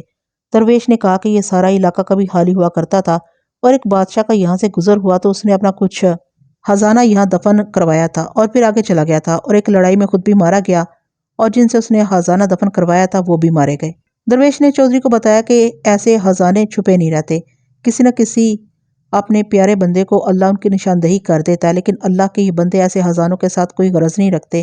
درویش نے چودھری کو ساری نشاندہی کر کے خبردار کیا کہ جہاں اتنا خزانہ ہوگا وہاں زہریلا سانپ بھی ہوگا اور جنات بھی۔ یہ سن کر مقتول چودھری نے درویش سے پوچھا کہ ان خطروں کی موجودگی میں وہ خزانہ کس طرح نکالے گا۔ درویش نے کہا کہ کاغذ اور قلم لے آؤ، میں ایک تعویذ لکھ دوں گا اور جب اس مکان میں جاؤ تو یہ تعویذ تمہاری جیب میں ہونا چاہیے۔ مقتول نے اسی وقت ایک آدمی سے پین لیا اور کاغذ کا ٹکڑا بھی کہیں سے لے آیا۔ درویش نے آنکھیں بند کر کے کچھ دیر خاموشی اختیار کیے رکھی اور پھر منہ ہی منہ میں کچھ پڑھ کر ایک تعویذ سا لکھا اور اسے بند کر کے مقتول کو دیا اور کہا کہ وہ 1.5 مہینے بعد رات کے وقت اس مکان میں جائے اور صرف دیکھ کر واپس آ جائے، ہو سکتا ہے اس کو کوئی اشارہ ملے۔ اشارہ ملے یا نہ ملے، چودھری تیسری رات پھر وہاں جائے اور اس کو کسی نہ کسی اشارے سے پتہ چل جائے گا کہ کہاں سے فرش کھودنا ہے۔ نامہ مجھ کو یہ عجیب و غریب کہانی سنا رہا تھا اور میں سنتے ہوئے کبھی مسکرا دیتا اور کبھی سنجیدگی سے سوچتا کہ یہ بات سچ بھی ہو سکتی ہے یا نہیں۔ میں نے نامے سے پوچھا کہ چودھری نے اس کو اور شیرے کو بتایا ہوگا اور یہ بھی کہا ہوگا کہ مقررہ دن یہ دونوں اس کے ساتھ جائیں۔ نہیں جناب، نامے نے کہا، مجھ کو چودھری نے یہ بات بتا دی تھی اور ساتھ یہ بھی کہا کہ درویش نے خبردار کیا تھا کہ دوسرا بندہ ساتھ نہ ہو ورنہ نقصان ہوگا۔ اس کے بعد چودھری نے کبھی اس خزانے کا ذکر نہیں کیا تھا۔ مجھ کو شک ہوتا ہے کہ چودھری یہی خزانہ دیکھنے گیا تھا اور اس کو امید ہو گئی تھی کہ کوئی اشارہ ملے گا، لیکن جنات نے اس کا پیٹ چاک کر کے وہیں مار ڈالا۔ جناب عالی، میں یہ نہیں کہتا کہ یہ بات سچ ہے، میں یہ کہنا چاہتا ہوں کہ چودھری صاحب نے مجھ کو یہ بات سنائی تھی، اس واسطے شک ہے کہ وہ اسی خزانے کے لالچ میں اس مکان میں گئے تھے۔ اگر وہ کسی عورت سے ملنے گئے تھے تو ملاقات کی وہ جگہ نہیں تھی۔ چودھری صاحب کے پاس اپنا الگ اور محفوظ کمرہ تھا۔ میری سروس میں یہ پہلا موقع تھا کہ تفتیش میں کسی مخبر نے یا کسی اور شخص نے مجھ کو اس قسم کی بات بتائی ہو اور یہ ظاہر کرنے کی کوشش کی ہو کہ قتل کا باعث یہ ہو سکتا ہے اور قاتل کوئی انسان نہیں بلکہ جنات یا اس محلوق جیسی کسی محلوق نے یہ واردات کی ہے۔ میں نے نامے کی اس بات کو بالکل نظر انداز نہ کیا اور اس کا کچھ نہ کچھ اہمیت ضرور تھی۔ یہ بھی ذہن میں رکھے کہ نامے نے اتنی سی ہی بات نہیں کی جو میں نے لکھی ہے، اس کی بات بہت لمبی تھی اور اس نے اپنی رائے یہ دی تھی کہ مقتول دولت کا لالچ رکھنے والا آدمی تھا اور اس نے ضرور یہ کام کیا ہوگا کہ اس مکان میں جا کر دیکھے کہ شاید خزانہ مل ہی جائے۔ میں نے نامے کی اس رائے کو اور جواز کو تسلیم کر لیا تھا۔ خزانہ ایک ایسی چیز ہے جو بڑے عقل مند لوگوں کے دماغ بھی خراب کر دیتا ہے، لیکن میں ان پڑھ اور پسماندہ آدمی نہیں تھا کہ یہ بھی تسلیم کر لیتا کہ مقتول کو جنات نے قتل کیا ہے۔ میں انگریزوں کا ملازم تھا اور انگریز توہمات کو نہیں مانتے تھے۔ وہ مانتے تو پھر تھانے دار کسی بھی قتل کو یہ کہہ کر داخل دفتر کر دیتا کہ یہ تو جنات نے کیا ہے۔ میں نے نامے کی اس بات کو مشکوک قرار دے کر رد کر دیا، اپنے خیال میں اس امکان کو قائم رکھا۔ نامے نے کہا کہ اگر وہاں کوئی عورت ہی گئی تھی تو وہ بھی موجود ہے۔ اس نے ایک جوان عورت کا نام لیا جس کا خاوند دکاندار تھا۔ اس نے جب نشانیاں وغیرہ بتائیں تو مجھ کو یقین ہو گیا کہ وہی عورت ہے جس کو مقتول کی دونوں بیویوں نے اپنے گھر اوپر والے کمرے میں پکڑا تھا۔ نامے کو یہ بھی معلوم تھا کہ مقتول کی بیویوں نے کس طرح پکڑا تھا۔ میں نے اسے پوچھا کہ اس کو کس طرح پتا کہ پکڑا تھا۔ اس نے بتایا کہ مقتول چودھری نے اس کو بتایا تھا اور مقتول اس کو ایسی ہر بات بتایا کرتا تھا۔ مجھ کو ایک خیال آتا ہے، نامے نے کہا، چونکہ اس عورت کو چودھری صاحب کی بیوی نے گھر میں پکڑ لیا تھا، اس وجہ سے چودھری نے اس عورت کو اس مکان میں بلا لیا ہوگا۔ میں اس کی بابت بڑی چودھرانی سے سن چکا تھا اور اس کے خاوند کی بابت معلوم ہوا تھا کہ بزدل اور بے غیرت آدمی ہے۔ میں نے یہ بات نامے کو بتائی تو اس نے ایک اور ہی بات بتا دی۔ نامے نے کہا کہ اس عورت کا خاوند تو مٹی کا مادو ہے، لیکن اس شخص کا ایک بھائی اپنے آپ کو بڑا بدماش سمجھتا ہے۔ نامے کو اس بھائی پر شک تھا۔ اس کو پتہ لگ گیا ہوگا کہ اس کی بھابھی چودھری کے ساتھ تعلق جوڑے ہوئے ہے اور اس کے پاس جاتی ہے۔ اس نے ایسا ضرور کیا ہے کہ اس کو پتہ لگ گیا کہ وہ چودھری کے پاس جا رہی ہے اور جا کر چودھری کو قتل کر دیا۔ اس شخص کی بابت پہلے تو میں شک میں تھا، نامے نے کہا، اب اس عورت کا اشارہ ملا ہے تو میں ایک بات پورے یقین کے ساتھ کہہ سکتا ہوں۔ گزری رات میں ایک طرف سے آ رہا تھا، اپنے گھر کو جانا تھا۔ میں نے اس بھائی کو بڑی تیز تیز آتے دیکھا۔ وہ اس مکان کی طرف سے آ رہا تھا اور بار بار پیچھے دیکھتا تھا۔ اس کی یہ رفتار اور چال اور پھر بار بار پیچھے دیکھنا اور تیز چلتے جانا مجھ کو ایسا مشکوک لگا کہ میں فوراً ساتھ والی گلی میں ہو کر چھپ گیا اور یہ شخص دوسری طرف چلا گیا۔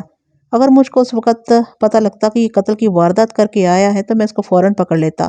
میں نے نامے سے پوچھا کہ وقت کیا ہوگا۔ نامے نے جواب دیا کہ اس کے پاس گھڑی نہیں ہے، 10 بجے کے لگ بھگ کا وقت ہوگا۔ پوسٹ مارٹم رپورٹ میں موت کا وقت یہی لکھا تھا۔ پھر میں نے نامے سے پوچھا کہ اس بھائی کے ساتھ عورت تو کوئی بھی نہیں تھی۔ نامے نے کہا کہ وہ اکیلا تھا اور اس کے ساتھ ہی نامے نے یہ بات کہی کہ ہو سکتا ہے کہ عورت اس کو دیکھ کر بھاگ نکلی، یا جب یہ چودھری کو چاقو مارا تھا عورت کو بھاگ نکلنے کا موقع مل گیا اور وہ دوسری طرف سے اپنے گھر پہنچ گئی۔ نامے کی اس بات کو میں نے صحیح تسلیم کرتے ہوئے سوچا کہ یہ شخص یعنی عورت کے خاوند کا بھائی اتنا غیرت مند تھا تو گھر جا کر اس نے اپنی بھابھی کو قتل کیوں نہ کر دیا؟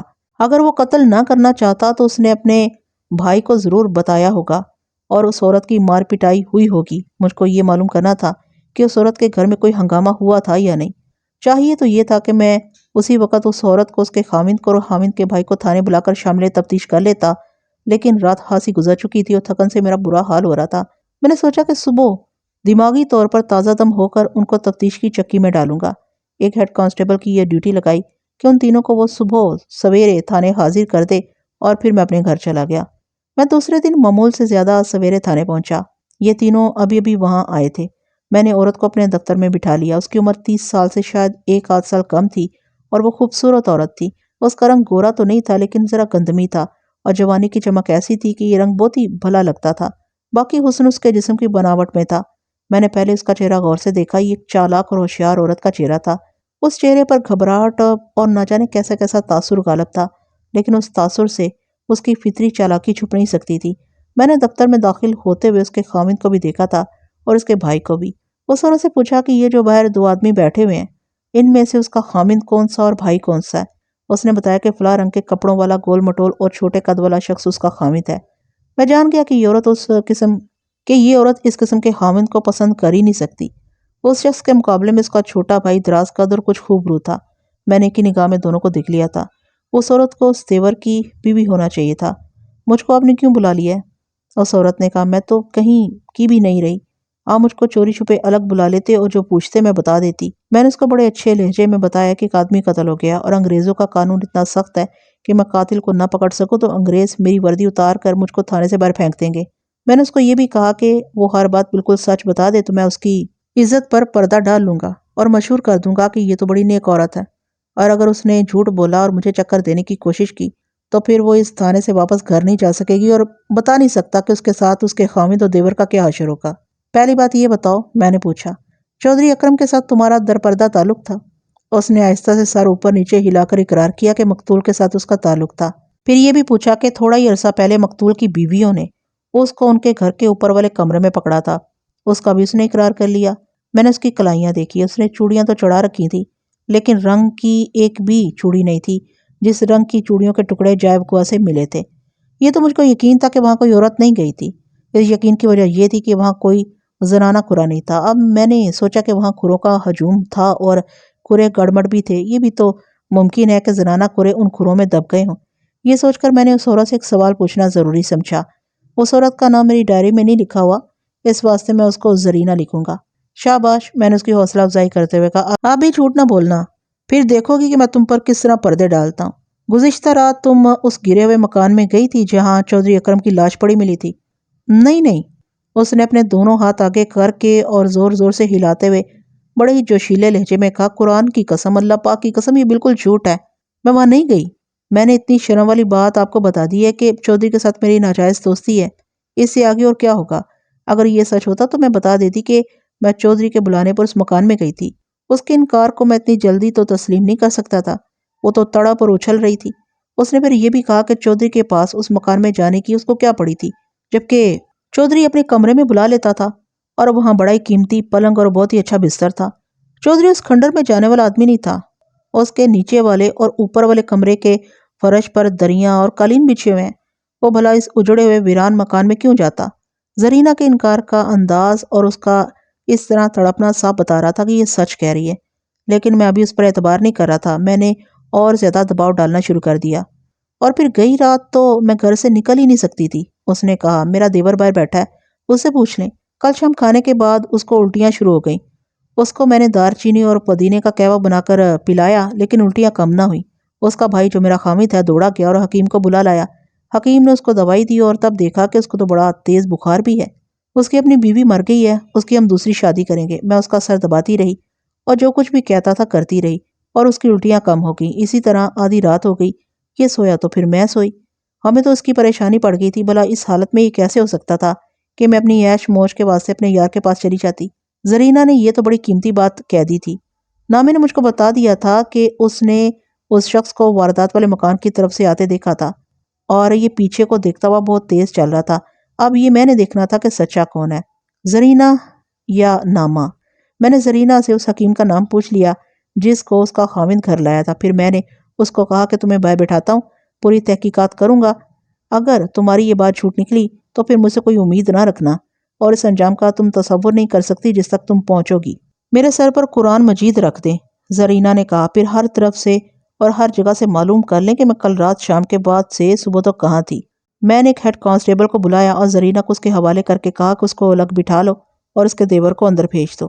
دیور اندر آیا اور میں نے اس کو اپنے سامنے بٹھا لیا۔ میری ایک بات کان کھول کر سن لو، میں نے اس کو کہا، میں تم پر خواہ مخواہ اور بلا وجہ کوئی الزام نہیں تھوپوں گا۔ میں جو پوچھوں وہ 16 آنے سچ بتانا، رتی برابر بھی جھوٹ نہ بولنا، ورنہ بہت تکلیف اٹھاؤ گے۔ اگر تم نے کوئی غلط حرکت کی ہے اور وہ مجھ کو بالکل سچ بتا دو گے تو میں اس پر مٹی ڈال دوں گا اور تمہیں تھانے سے جانے کی اجازت دے دوں گا۔ ایک بات میری بھی سن لیں سرکار، اس نے خود اعتمادی اور جرأت سے کہا، مجھ کو تو یہی بات سمجھ نہیں آئی کہ مجھ کو تھانے کیوں بلایا گیا ہے۔ میں بندہ تو گنہگار ہوں، لیکن مجھ کو یہ بتا دیں کہ کس گناہ کے معاملے میں مجھ کو یاد کیا ہے۔ یہ دیکھ کر مجھ کو اطمینان ہوا کہ یہ شخص گھبرائے اور ڈرے بغیر بول سکتا ہے اور بڑے اثر والے انداز سے بولتا ہے۔ ملزموں اور مشتبہوں کا لہجہ اتنا پختہ نہیں ہوا کرتا، یہ لہجہ بڑے پکے اور استاد جرائم پیشہ آدمیوں کا ہوتا ہے، یا کوئی 100% سچ بولنے والا شخص اس لہجے میں بولا کرتا ہے۔ گزشتہ رات 10 بجے کے لگ بھگ تم کہاں تھے؟ میں نے پوچھا۔ گھر پڑا بخار میں چل رہا تھا، اس نے جواب دیا۔ الٹیاں ذرا کم ہو گئی تھیں اور الٹیاں کر کر کے میرا پیٹ اور سینہ اوپر تلے ہو گئے تھے اور سر درد سے پھٹ رہا تھا۔ تم شاید سچ نہیں بول رہے، میں نے مسکراتے ہوئے کہا۔ رات 10 بجے کے لگ بھگ تم ایک گلی میں بڑے تیز تیز چلے جا رہے تھے اور بار بار پیچھے دیکھتے تھے۔ کیا تم کسی حکیم یا ڈاکٹر کے پاس گئے تھے یا جا رہے تھے کہ اتنی جلدی میں تھے؟ آپ چلنے کی بات کر رہے ہیں، اس نے کہا، اور وہ بھی تیز تیز۔ گزشتہ رات میری حالت یہ تھی کہ میں آہستہ بھی نہیں چل سکتا تھا، اور رہی بات کسی ڈاکٹر یا حکیم کے پاس جانے کی تو جناب عالی حکیم مجھ کو دیکھنے گھر آیا تھا۔ کیا کسی نے مجھ کو اس گلی میں جاتے دیکھا تھا؟ ہاں دیکھا تھا، میں نے جواب دیا۔ میں کوئی قسم نہیں کھاؤں گا، اس نے کہا۔ اس آدمی کو جس نے مجھ کو دیکھا تھا میرے سامنے لے آئے۔ وہ مجھ کو دیکھے، ہو سکتا ہے میری غلط فہمی میں اس نے کسی اور کو دیکھا ہو، یا میرے سامنے کہہ دے کہ اس نے مجھ کو ہی دیکھا تھا۔ مجھ کو حکیم یاد آ گیا۔ میں اٹھا باہر گیا اور ایک کانسٹیبل کو یہ کہہ کر دوڑایا کہ اس نام کے حکیم کو فوراً ساتھ لے آئے اور ذرا دیر نہ کرے۔ پھر میں اپنے دفتر میں جا کر زرینہ کے دیور کے سامنے بیٹھ گیا۔ اس نے میرے اگلے سوال کا انتظار کیے بغیر مجھ سے پوچھا کہ یہ معاملہ کیا ہے اور ان تینوں کو کیوں بلایا گیا ہے۔ میں نے اس کو بتایا کہ یہ تفتیش چودھری اکرم کے قتل کے سلسلے میں ہو رہی ہے۔ اس نے پوچھا، اس واردات کے ساتھ اس کا کیا تعلق ہو سکتا ہے؟ میں نے اس کو صاف الفاظ میں بتایا کہ زرینہ کا تعلق چودھری اکرم کے ساتھ تھا، اور یہ کیسا تعلق تھا وہ ضرور جانتا ہوگا، اس واسطے کہ یہ ایک مشہور بات تھی۔ اس کا سر جھک گیا اور ذرا دیر بعد اس نے سر اٹھایا۔ اس کے چہرے پر ندامت کا تاثر تھا۔ مجھ کو معلوم نہیں، اس نے کہا، آپ کہتے ہیں تو مان لیتا ہوں، لیکن چودھری اکرم رات کو قتل ہوا ہے۔ کیا آپ یہ کہنا چاہتے ہیں کہ میں نے اس کو قتل کیا، اور قتل کی وجہ یہ ہے کہ اس نے میری بھابھی کے ساتھ ناجائز تعلق رکھا ہوا تھا؟ تم خود عقل مت والے ہو، میں نے کہا۔ میرا شبہ یہی ہے، کیا تم مجھ سے منوا سکتے ہو کہ میرا یہ شبہ غلط ہے؟ ہاں جناب عالی، اس نے بڑے پختہ لہجے میں کہا۔ اگر چودھری ایک دن پہلے یا 2-4 راتیں پہلے قتل ہوا ہوتا تو مجھ پر شبہ کیا جا سکتا تھا، لیکن گئی رات تو مجھ کو اپنی جان کے لالے پڑے ہوئے تھے۔ میں اپنے گھر میں رہا اور زرینہ بھی میری دیکھ بھال اور خدمت خاطر کے واسطے گھر میں رہی۔ میرا بھائی بھی گھر میں رہا آپ اس حکیم کو بلوائیں جو مجھ کو دیکھنے آیا تھا، وہ آپ کو میری حالت بتائے گا، اور اس وقت بھی مجھ کو بخار لگتا ہے۔ میں نے اس کا بازو نبض والی جگہ سے پکڑا تو بازو گرم تھا، بخار لگتا تھا۔ میں سوچ یہ رہا تھا کہ ناما میرے آگے جھوٹ بولنے والا آدمی نہیں تھا، مجھ کو شہادت کے ساتھ کہتا تھا کہ گزشتہ رات 10 بجے سے کچھ پہلے زرینہ اور اس کا یہ دیور اپنے گھر میں نہیں تھے اور ان کو واردات والے مکان میں سے نکلتے دیکھا گیا تھا۔ حکیم آ گیا، ادھیڑ عمر اور معزز صورت آدمی تھا۔ اسے دیکھتے ہی میں نے زرینہ کے دیور کو باہر بھیج دیا اور حکیم کو بڑے احترام سے بٹھایا۔ اسے پوچھا کہ وہ اس شخص کو پہچانتا ہے جو ابھی یہاں سے اٹھ کر گیا ہے۔ حکیم نے فوراً جواب دیا کہ گزشتہ رات اس کی حالت تو بہت ہی بری تھی۔ میں نے پوچھا اس کو کیا تکلیف ہو گئی تھی؟ طب کی زبان میں تو ذرا مشکل لفظ ہے۔ مجھ کو حکیم کا یہ جواب آج تک یاد ہے۔ اس نے کہا تھا، ڈاکٹر لوگ اس تکلیف کو فوڈ پوائزننگ کہتے ہیں۔ کھائی ہوئی غذا معدے میں جا کر زہر بن جاتی ہے یا قدرتی طور پر اس میں کوئی زہریلا اثر پیدا ہو جاتا ہے، الٹیاں آتی ہیں، رکنی محال ہو جاتی ہیں۔ اس کو جب میں نے دیکھا تو مجھ کو پوری امید نہیں تھی کہ یہ میری دوائی سے سنبھل جائے گا۔ مجھ کو توقع تھی کہ اس کو اسپتال بھیجنا پڑے گا۔ میں دوائی دیکھ کر اس کو ایک بار پھر دیکھنے گیا اور کچھ دیر اس کے گھر بیٹھا رہا تھا کہ اپنی دوائی کا اثر دیکھ لوں۔ اللہ نے کرم کیا، یہ سنبھل گیا۔ اس کو بڑا تیز بخار تھا۔ میں نے زرینہ کو بلوایا اور حکیم کے سامنے 2 منٹ کھڑا کیا اور پھر اس کو واپس بھیج دیا۔ اس کے جانے کے بعد حکیم سے پوچھا کہ اس عورت کو وہ پہچانتا ہے۔ اس نے فوراً کہا کہ یہ عورت اس گھر میں موجود تھی اور پریشان بھی تھی۔ مجھ کو آپ نے بلوایا؟ حکیم نے کہا، سیدھا آپ کے پاس آ گیا۔ میں اس مریض سے پوچھنا چاہتا تھا کہ اب کیسا ہے، اس وجہ سے بھی نہ پوچھا کہ یہ جو تھانے میں بیٹھے ہیں ان کو آپ نے بلوایا ہوگا اور میرا پوچھنا دخل در معقولات نہ بن جائے۔ میں نے اس کو کہا کہ وہ مریض کو دیکھ لے، میں اس کو اندر بلا لیتا ہوں۔ میں نے زرینہ کے دیور کو اندر بلایا اور حکیم نے اس کی نبض دیکھی اور حال پوچھا اور کہا کہ وہ دوائی جاری رکھے، بخار آج جیسا تو نہیں لیکن ابھی کچھ ہے۔ مریض کو میں نے باہر بھیج دیا اور حکیم کے ساتھ 2-4 مزید باتیں ہوئیں۔ مجھ کو ایک شک رہ گیا تھا، کبھی یوں ہوتا کہ اصل ملزم چاہے واردات سے غیر حاضری ثابت کرنے کے واسطے کوئی پکا بندوبست کر لیتا ہے، جو عموماً یہ ہوتا ہے کہ وہ یا تو اس وقت فلاں آدمی کے گھر بیٹھا یا فلاں جگہ تھا۔ اس صورت میں ملزم متعلقہ آدمی کو کچھ رقم دیتا ہے اور وہ آدمی بڑی پکی گواہی دے دیتا ہے۔ میں نے اس حکیم کو اس شک کی نظر سے دیکھا تو اس میں مجھ کو کوئی ایسی بات نظر نہ آئی۔ وہ صحیح معنوں میں معزز اور دیانتدار آدمی تھا۔ مختصر بات یہ ہے کہ یہ ثابت ہو گیا کہ نہ زرینہ اس مکان میں گئی تھی نہ اس کا دیور۔ اس کے بعد میں نے زرینہ کے خاوند کے ساتھ کوئی بھی بات کرنا مناسب نہ سمجھا، ضرورت ہی نہیں تھی۔ اگر اس کی بیوی نے کسی کے ساتھ ناجائز تعلق رکھا ہوا تھا تو یہ گناہ تو تھا، لیکن اس کے ساتھ میرا کوئی تعلق نہیں تھا۔ میں نے ان تینوں کو جانے کی اجازت دے دی۔ اب پھر میرے دماغ میں وہی بات اتر گئی کہ جائے وقوع پر کوئی عورت گئی ہی نہیں تھی۔ میرا مسئلہ جیوں کا تیوں اور وہیں کا وہیں تھا۔ میں نے ان چند ایک افراد کا ذکر نہیں کیا جو بظاہر معزز کہلاتے ہیں لیکن در پردہ پولیس کے مخبر ہوتے ہیں۔ وہ بھی میرے پاس آنا شروع ہو گئے تھے۔ ان میں سے ایک آ گیا اور اس نے اپنی رپورٹیں دی، لیکن کوئی نئی بات نہ ملی۔ وہ اٹھا تو ایک اور آ گیا جو مقتول کی حیثیت کا آدمی تھا۔ وہ بھی کم و بیش 1 گھنٹہ ضائع کر گیا اور کوئی کارآمد بات برائے تفتیش نہ ملی۔ میری دماغی حالت یہ ہو گئی کہ مجھ کو خیال آنے لگا کہ نامے کی ہی یہ بات ٹھیک نہ ہو کہ مقتول کو جنات نے قتل کیا اور مقتول وہاں خزانے کی تلاش میں کیا تھا۔ اتنے میں شیرہ از خود ہی آ گیا۔ یہ شخص مقتول کا خاص آدمی تھا، جرائم پیشہ کلاس سے تعلق رکھتا تھا۔ اس کا تعارف میں پہلے ہی کرا چکا ہوں۔ یہ شخص میرا باقاعدہ مخبر تو نہیں تھا جیسا نامہ تھا، لیکن کبھی کبھار آ جاتا تھا اور ایک آدھ بار اس کو کسی اور واردات کے سلسلے میں نے بلایا تھا۔ اب وہ آیا تو اس کو دیکھ کر معلوم نہیں کیوں مجھے اطمینان سا ہوا۔ اس نے آنے کی وجہ بتائی کہ اس کو پتہ لگا کہ زرینہ اس کے خاوند اور دیور کو میں نے بلوایا تو وہ چلا آیا۔ میں نے اسے پوچھا کہ وہ ان کی بابت کوئی خاص بات جانتا ہے۔ اس نے جواب دیا کہ وہ کوئی ایسی بات تو نہیں جانتا جس کا تعلق اس واردات کے ساتھ ہو، لیکن زرینہ کے دیور کو جانتا ہے۔ شیرہ یہ بتانے آیا تھا کہ زرینہ کا خاوند تو محض رسمی سا خاوند ہے، زرینہ کا اصل خاوند تو اس کا یہ دیور ہے۔ اس دیور کی شادی ہوئی تھی لیکن 1 ہی سال بعد اس کی بیوی مر گئی۔ اس کا کاروبار اچھا چلتا تھا۔ زرینہ نے اس کو اپنے جال میں پھانس لیا۔ عورت خوبصورت تھی اور مردوں کو انگلیوں پر نچانا جانتی تھی۔ میں نے کہا اس بات کی تصدیق کیسے ہو سکتی ہے؟ شیرے نے بتایا کہ ان کے محلے میں یہ ایک مشہور بات ہے اور یہ بھی لوگ جانتے ہیں کہ مقتول چودھری کے ساتھ بھی اس عورت نے ایسا ہی تعلق رکھا ہوا تھا اور اس تعلق کو زرینہ کا یہ دیور بھی یقیناً جانتا ہوگا۔ مجھ کو یہ بتا شیرے، میں نے پوچھا، کیا اس دیور نے یہ جرات کی ہوگی کہ چودھری اکرم کو قتل کر دیتا؟ کیا ایسا کوئی ثبوت ہے کہ یہ شخص اس مکان میں گیا تھا؟ یہ دماغ سے نکال دیں۔ شیرے نے کہا، اس شخص میں اتنی جرات اور غیرت ہوتی تو کچھ عرصے پہلے چودھری کو قتل کر چکا ہوتا۔ خود ہی سوچیں، یہ تو بغیرت آدمی ہے جس نے بڑے بھائی کی بیوی کو اپنی بیوی بنایا ہوا ہے۔ میں نے شیرے سے پوچھا کہ نامہ کہاں ہے؟ اس نے بتایا کہ وہ مقتول چودھری اکرم کے گھر ہے۔ وہ اب ماتم والا گھر تھا اس واسطے وہاں کام کاج زیادہ تھے، اس وجہ سے میں نے شیرے کو کہا کہ وہ وہاں کیوں نہیں گیا۔ میرا تعلق چودھری کے ساتھ تھا، شیرے نے جواب دیا۔ نامے نے چودھری کے علاوہ اس کی بیویوں کے ساتھ زیادہ گہرا تعلق بنایا ہوا تھا، وہ تو اندر جا کر ان کے پاس بھی بیٹھا رہتا تھا۔ میں نے شیرے کے ساتھ تبادلہ خیالات شروع کر دیا۔ شیرہ نامے سے زیادہ سیانہ تھا، اس کو کسی طرح پتہ لگ گیا تھا کہ یہ بات مشکوک ہے کہ مکان کے اندر کوئی عورت بھی تھی۔ اس نے بھی وہی بات کہی جو پہلے دوسرے آدمی کہہ چکے تھے، وہ یہ کہ چودھری ایک عورت کو ساتھ لے کر اس مکان میں جانے والا نہیں تھا، وہ تو بڑے ہی اونچے بلکہ شاہانہ دماغ کا چودھری تھا۔ باتیں کرتے کرتے شیرے نے مجھ کو مشورہ دیا کہ جیدہ کو بلواؤں۔ جیدہ کو تو میں نے بلوانا ہی تھا، اس واسطے کہ پتہ لگ چکا تھا کہ وہ بھی مقتول کی پرائیویٹ زندگی میں کوئی رول ادا کر رہی تھی، لیکن شیرے نے کسی اور ہی رنگ میں بات کی۔ اس نے کہا کہ یہ کسی کو بھی معلوم نہیں کہ جیدہ پر چودھری فرفتہ تھا۔ رازداری جو چودھری کی جیدہ کے ساتھ تھی وہ شیرے اور نامے کے ساتھ بھی نہیں تھی۔ اس طرح شیرے نے مجھ کو قائل کر لیا کہ میں سب سے پہلے جیدہ کو بلاؤں، اس کو ایسا نچوڑوں کہ آخری قطرہ بھی اس کے مغز سے نکال لوں۔ میں نے کہا کہ یہ تو پہلے ہی میرے پروگرام میں شامل تھا۔ مجھ کو ایک بات اور یاد آ گئی، یہ میں نے شیرے سے پوچھی۔ بات یہ تھی کہ کون بتا سکتا ہے کہ مقتول رات کو کس وقت گھر سے نکلا تھا اور کیا اس کے ساتھ کوئی باہر کا آدمی تھا یا اس کو بلانے کے واسطے آیا تھا۔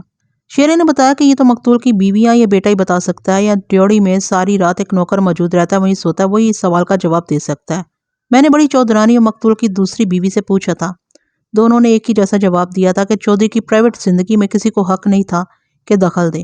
اس کے کمرے میں شام کے بعد کون آتا ہے، کون جاتا ہے اور وہاں کیا ہوتا ہے، بیویوں میں سے کوئی بھی نہیں دیکھ سکتی تھی، نہ کوئی دیکھنے کی ضرورت محسوس کرتا تھا۔ بیوی نے صاحب بتایا تھا کہ ان کو بالکل معلوم نہیں کہ وہ کس وقت اپنے کمرے سے نکل کر باہر گیا اور کس کے ساتھ گیا اور کہاں گیا۔ شیرے نے نوکر کا اشارہ دیا تو میں نے اسی وقت ایک کانسٹیبل کو بلا کر کہا کہ وہ مقتول کے گھر جائے اور رات کو ڈیوڑی میں جو نوکر سوتا ہے اسے ساتھ لے آئے۔ میں نے شیرے سے مقتول کی دونوں بیویوں کی بابت پوچھا کہ یہ کیسی عورتیں ہیں اور کیا ان پر اعتماد کیا جا سکتا ہے۔ شیرہ نے کچھ وقت لگا کر ان دونوں عورتوں کی عادت کی بابت مجھ کو بتایا اور اس بات پر حیرت کا اظہار کیا کہ یہ دونوں لڑنے کی بجائے آپس میں بہت خوش رہتی ہیں اور ایسا کبھی نہیں ہوا کہ ان میں سے کسی نے دوسری کے خلاف چودھری کے آگے کوئی شکایت کی ہو۔ اس کی بجائے اکرم چودھری نے شیرے اور نامے سے کہا تھا کہ یار میری بیویوں کا آپس میں جو اتفاق اور پیار ہے یہ میرے واسطے ٹھیک نہیں۔ چودھری نے یہ بھی کہا تھا کہ کئی بار ایسا بھی ہوا ہے کہ اس نے کوئی خاص بات گھر میں دیکھی اور غصے میں آ گیا تو دونوں بیویوں نے ایکا کر کے چودھری کی شکایت فوراً رفع کر دی اور بعض اوقات باتوں باتوں میں چودھری کا منہ پھیر دیا۔ اس طرح شیرے کے ساتھ باتیں کرتے اسے باتیں پوچھتے ہوئے شیرے نے ایک خاص بات مجھ کو نوٹ کروائی۔ اس نے کہا کہ نامے کو اس نے اس ایک سال میں 3 بار نئی بیوی کے ساتھ کانا پھوسی کرتے دیکھا ہے، جیسے دو دوست رازداری میں باتیں کیا کرتے ہیں۔ بڑی چودرانی نامے اور شیرے کو اپنے نوکر سمجھا کرتی تھی۔ شیرہ گھر کے اندر بہت کم جاتا تھا، لیکن نامہ چلا جاتا تھا اور جب دوسری بیوی آئی تو 3-4 مہینوں بعد نامے نے زیادہ گھر کے اندر جانا شروع کر دی اور پھر شیرے نے نئی بیوی اور نامے کو راز و نیاز کی باتیں کرتے دیکھا۔ اس سے مجھ کو کچھ شبہ ہوا کہ نامے کے دل میں کچھ اور باتیں بھی ہیں جو اس نے مجھ سے چھپائی ہوئی ہیں۔ میں اس بابت فکر مند نہ ہوا، اس واسطے کہ مجھ کو اعتماد تھا کہ نامے سے پوچھوں گا تو وہ ساری بات میرے سامنے رکھ دے گا۔ ہم باتیں کر ہی رہے تھے اور میں نے اس دوران تھانے کا ایک اور دفتری کام بھگتا لیا تھا کہ کانسٹیبل چودھری کے نوکر کو ساتھ لے آیا۔ میں نے شیرے کو باہر بھیج دیا۔ میرے کانسٹیبل نے مجھ کو اشارہ کیا کہ میں الگ ہو کر اس کی ایک بات سنوں۔ نوکر کو میں نے اپنے سامنے بٹھا لیا تھا۔ میں اٹھ کر دروازے تک گیا کہ کانسٹیبل کی بات سن لوں۔ کانسٹیبل نے کہا کہ اس کو دیکھتے ہی نامہ دوڑا آیا اور پوچھا کہ کیوں آیا ہے۔ کانسٹیبل نے اس کو بتایا کہ وہ نوکر کو ساتھ لینے آیا ہے۔ قریب کھڑے کسی آدمی نے اشارہ کر کے کہا کہ نوکر وہ کھڑا ہے۔ کانسٹیبل نوکر کی طرف چلا تو نامے نے کانسٹیبل کو کہا کہ وہ یہیں ٹھہرے، وہ نوکر کو لے کے آتا ہے۔ کانسٹیبل رک گیا اور نامہ نوکر کے پاس گیا۔ چاہیے تو یہ تھا کہ وہ فوراً نوکر کو کہتا کہ اس کانسٹیبل کے ساتھ تھانے چلے جاؤ، بلکہ اس کو 3-4 قدم پرے لے جا کر سرگوشیوں میں اس کو کچھ کہا اور نوکر سر ہلا رہا تھا۔ اس کے بعد نوکر کانسٹیبل کے پاس آیا اور کانسٹیبل اس کو تھانے لے آیا۔ میں نوکر کے سامنے بیٹھ گیا۔ وہ بیچارہ نوکر تھا، اس واسطے اس کا ڈرنا ایک قدرتی بات تھی۔ وہ تو اس طرح آنکھیں پھاڑے مجھ کو دیکھ رہا تھا جیسے اس کی زندگی میرے ہاتھ میں اور شاید میں اس کو پھانسی کی سزا سنا دوں گا۔ میں نے اس کے ساتھ بڑی نرمی سے بات کی، اس کو سمجھانے کے واسطے 1-2 باتیں کی کہ وہ ملزم نہیں اور وہ بالکل نہ ڈرے۔ اس کو یہ بھی کہا کہ یہ بڑے چودھری اور ان لوگوں کا کوئی دین ایمان نہیں ہوتا، اس واسطے ان پر یہ بھروسہ نہ کرنا کہ کوئی نوکر اگر مشکل میں پھنس جائے تو اس کی مدد کریں گے۔ یہ تو اپنی مشکل نوکروں کے گلے میں ڈال دیا کرتے ہیں، اس واسطے وہ ہر بات سچ بتائے اور اپنی گردن کسی کے پھندے میں نہ دے۔ اس نے ہاتھ جوڑ کر وعدہ کیا کہ وہ جھوٹ نہیں بولے گا۔ میں نے اسے پہلی بات یہ پوچھی کہ جب نامہ اس کے پاس یہ بتانے گیا تھا کہ اس کو کانسٹیبل تھانے لے جانے کے واسطے آیا تو نامے نے اس کے ساتھ سرگوشی میں کیا بات کی تھی؟ اس واسطے وہ ہر بات سچ بتائے اور اپنی گردن کسی پھندے میں نہ دے۔ اس نے ہاتھ جوڑ کر وعدہ کیا کہ وہ جھوٹ نہیں بولے گا۔ میں نے اسے پہلی بات یہ پوچھی کہ جب نامہ اس کے پاس یہ بتانے گیا تھا کہ اس کو کانسٹیبل تھانے لے جانے کے واسطے آیا ہے تو نامے نے اس کے ساتھ سرگوشی میں کیا بات کی تھی؟ نوکر کچھ گھبرا گیا اور ادھر ادھر دیکھنے لگا۔ اب میں نے ذرا روب سے اس کو کہا کہ وہ کسی سے نہ ڈرے، وہ چودھری مارا گیا جس کا وہ نوکر تھا اور یہ مانا وغیرہ کوئی حیثیت نہیں رکھتے۔ اس طرح اس کی حوصلہ افزائی کی۔ اس نے بتایا کہ نامے نے اس کو کہا تھا کہ تھانے دار پوچھے کہ رات کو چودھری کس کے ساتھ باہر گیا تھا تو نامے کا نام نہ لے۔ میں تم سے یہی پوچھنا چاہتا ہوں، میں نے نوکر کو کہا، رات کو چودھری کس کے ساتھ گھر میں بیٹھا رہا تھا اور پھر کس کے ساتھ باہر گیا تھا؟ کیا اس کو کوئی بلانے آیا تھا یا کیا وہ تمہیں بتا کر گیا تھا کہ کہاں جا رہا اور کب واپس آئے گا؟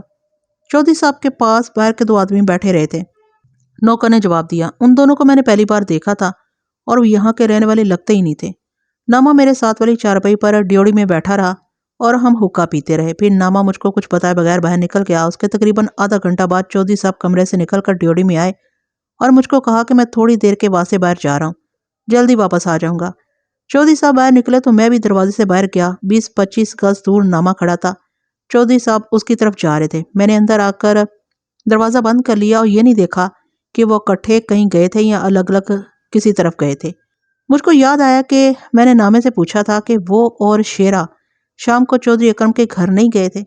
یہ میں نے اس واسطے پوچھا تھا کہ اگر یہ شام کو وہاں گئے تھے تو شاید ان کو معلوم ہوگا کہ رات کو چودھری کس کے ساتھ چلا گیا تھا۔ میرے سوال کے جواب میں نامے نے کہا تھا کہ اس نے سارا دن چودھری کی صورت بھی نہیں دیکھی تھی اور شام کو یا اس کے بعد وہ وہاں گیا ہی نہیں تھا۔ صبح اس کو خبر یہ ملی کہ چودھری اکرم قتل ہو گیا ہے۔ میرے واسطے سوچنے والی بات یہ بھی تھی کہ نامے نے نوکر کو یہ کیوں کہا تھا کہ تھانے دار یہ پوچھے کہ چودھری کس کے ساتھ گیا تھا تو نوکر نامے کا نام نہ لے۔ اس سے پہلے نامے نے بڑے یقین کے ساتھ کہا تھا کہ اس نے زرینہ کے دیور کو واردات والے مکان کی طرف بڑی تیز تیز جاتے اور پیچھے مڑ مڑ کر دیکھتے دیکھا تھا، لیکن زرینہ کا دیور گھر میں ایسی بیماری میں پڑا تھا کہ وہ گھر سے نکل ہی نہیں سکتا تھا۔ یہ بھی نامے نے جھوٹ بولا تھا اور مجھ کو شیری کی اس بات میں ہاسا وزا نظر آنے لگا کہ نامہ چودھری کی بیویوں کے ساتھ میل جول رکھتا تھا اور چھوٹی بیوی کے ساتھ اس کو راز و نیاز کی باتیں کرتے دیکھا گیا تھا۔ میں نے ایک کانسٹیبل کو بھیجا کہ وہ نامے کو ساتھ لے آئے۔ پھر میں نے نوکر سے کچھ اور باتیں پوچھیں تو پتہ لگا کہ اس کے اندر کے حالات کا کچھ زیادہ علم نہیں۔ اس کو میں نے باہر بٹھا دیا۔ نامہ آ گیا، وہ مقتول کے گھر تھا اور مقتول سپرد خاک ہو چکا تھا۔ نامہ جب میرے دفتر کے دروازے میں آیا تو میری نظریں اس کے پاؤں کی طرف چلی گئی۔ میرے دماغ میں فلیٹ شوز کا کھرا یاد آ گیا تھا۔ خیال آیا تھا کہ اجڑے ہوئے مکان میں یہی شخص نہ گیا ہو۔ اس نے کوئی اور ہی جوتی پہن رکھی تھی۔ میں نے اس جوتی کا کھرا چیک کرنے کی ضرورت نہ سمجھی، اس واسطے کہ جائے وقوع والا کھرا اس جوتی کا ہو ہی نہیں سکتا تھا۔ نامے نے بڑی بے تکلفی سے مجھ کو سلام کیا اور میرے کہے بغیر میرے سامنے کرسی پر بیٹھ گیا۔ میں نے ان لوگوں کے ساتھ ایسی ہی بے تکلفی رکھی ہوئی تھی اور اس سے مجھ کو کچھ فائدہ ہی پہنچتا تھا۔ ایک شک رفع کرنا ہے نامے یار، میں نے کہا، لیکن تم نے تو کل سارا دن چودھری کی صورت بھی نہیں دیکھی تھی اور شام کو بھی اس سے نہیں ملے تھے، پھر تم شاید مجھ کو کچھ بھی نہ بتا سکو۔ ایک شک رفع کرنا ہے نامے یار، میں نے کہا، لیکن تم نے تو کل سارا دن چودھری کی صورت بھی نہیں دیکھی تھی اور شام کو بھی اس سے نہیں ملے تھے، پھر تم شاید مجھ کو کچھ بھی نہ بتا سکو۔ ہاں جی، نامے نے کہا، کل دن اور گزری ہوئی رات کی بابت تو میں کچھ بھی نہیں بتا سکتا کہ چودھری کہاں گیا اور کس کے ساتھ گیا اور کتنی دیر باہر رہا۔ پھر تم گزشتہ رات چودھری کے گھر سے 20-25 گز دور کھڑے کیا کر رہے تھے؟ میں نے نامے سے کہا، اس سے پہلے تم نوکر کے پاس ڈیوڑی میں بیٹھے حقہ پیتے رہے تھے۔ پہلے یہ بتاؤ کہ وہ 2 آدمی کون تھے جو چودھری کے پاس آئے بیٹھے تھے؟ نامے کے چہرے پر تبدیلی سی آ گئی۔ اس نے حیرت سے میرے منہ کو دیکھا اور بولا، کچھ بھی نہیں۔ میں نے اس کو زیادہ سوچنے کی مہلت نہ دی اور اپنا سوال ایک بار پھر کہا اور کہا کہ فوراً جواب دو۔ وہ چالاک آدمی تھا، اتنی جلدی ہاتھ آنے والا نہیں تھا۔ اس نے کہا کہ قتل کا معاملہ تھا، اس واسطے اس نے بہتر یہی سمجھا کہ یہ ظاہر کرے کہ وہ چودھری کے ہاں گیا ہی نہیں تھا۔ اس نے کہا کہ وہ اپنے خلاف شبے سے ڈرتا تھا۔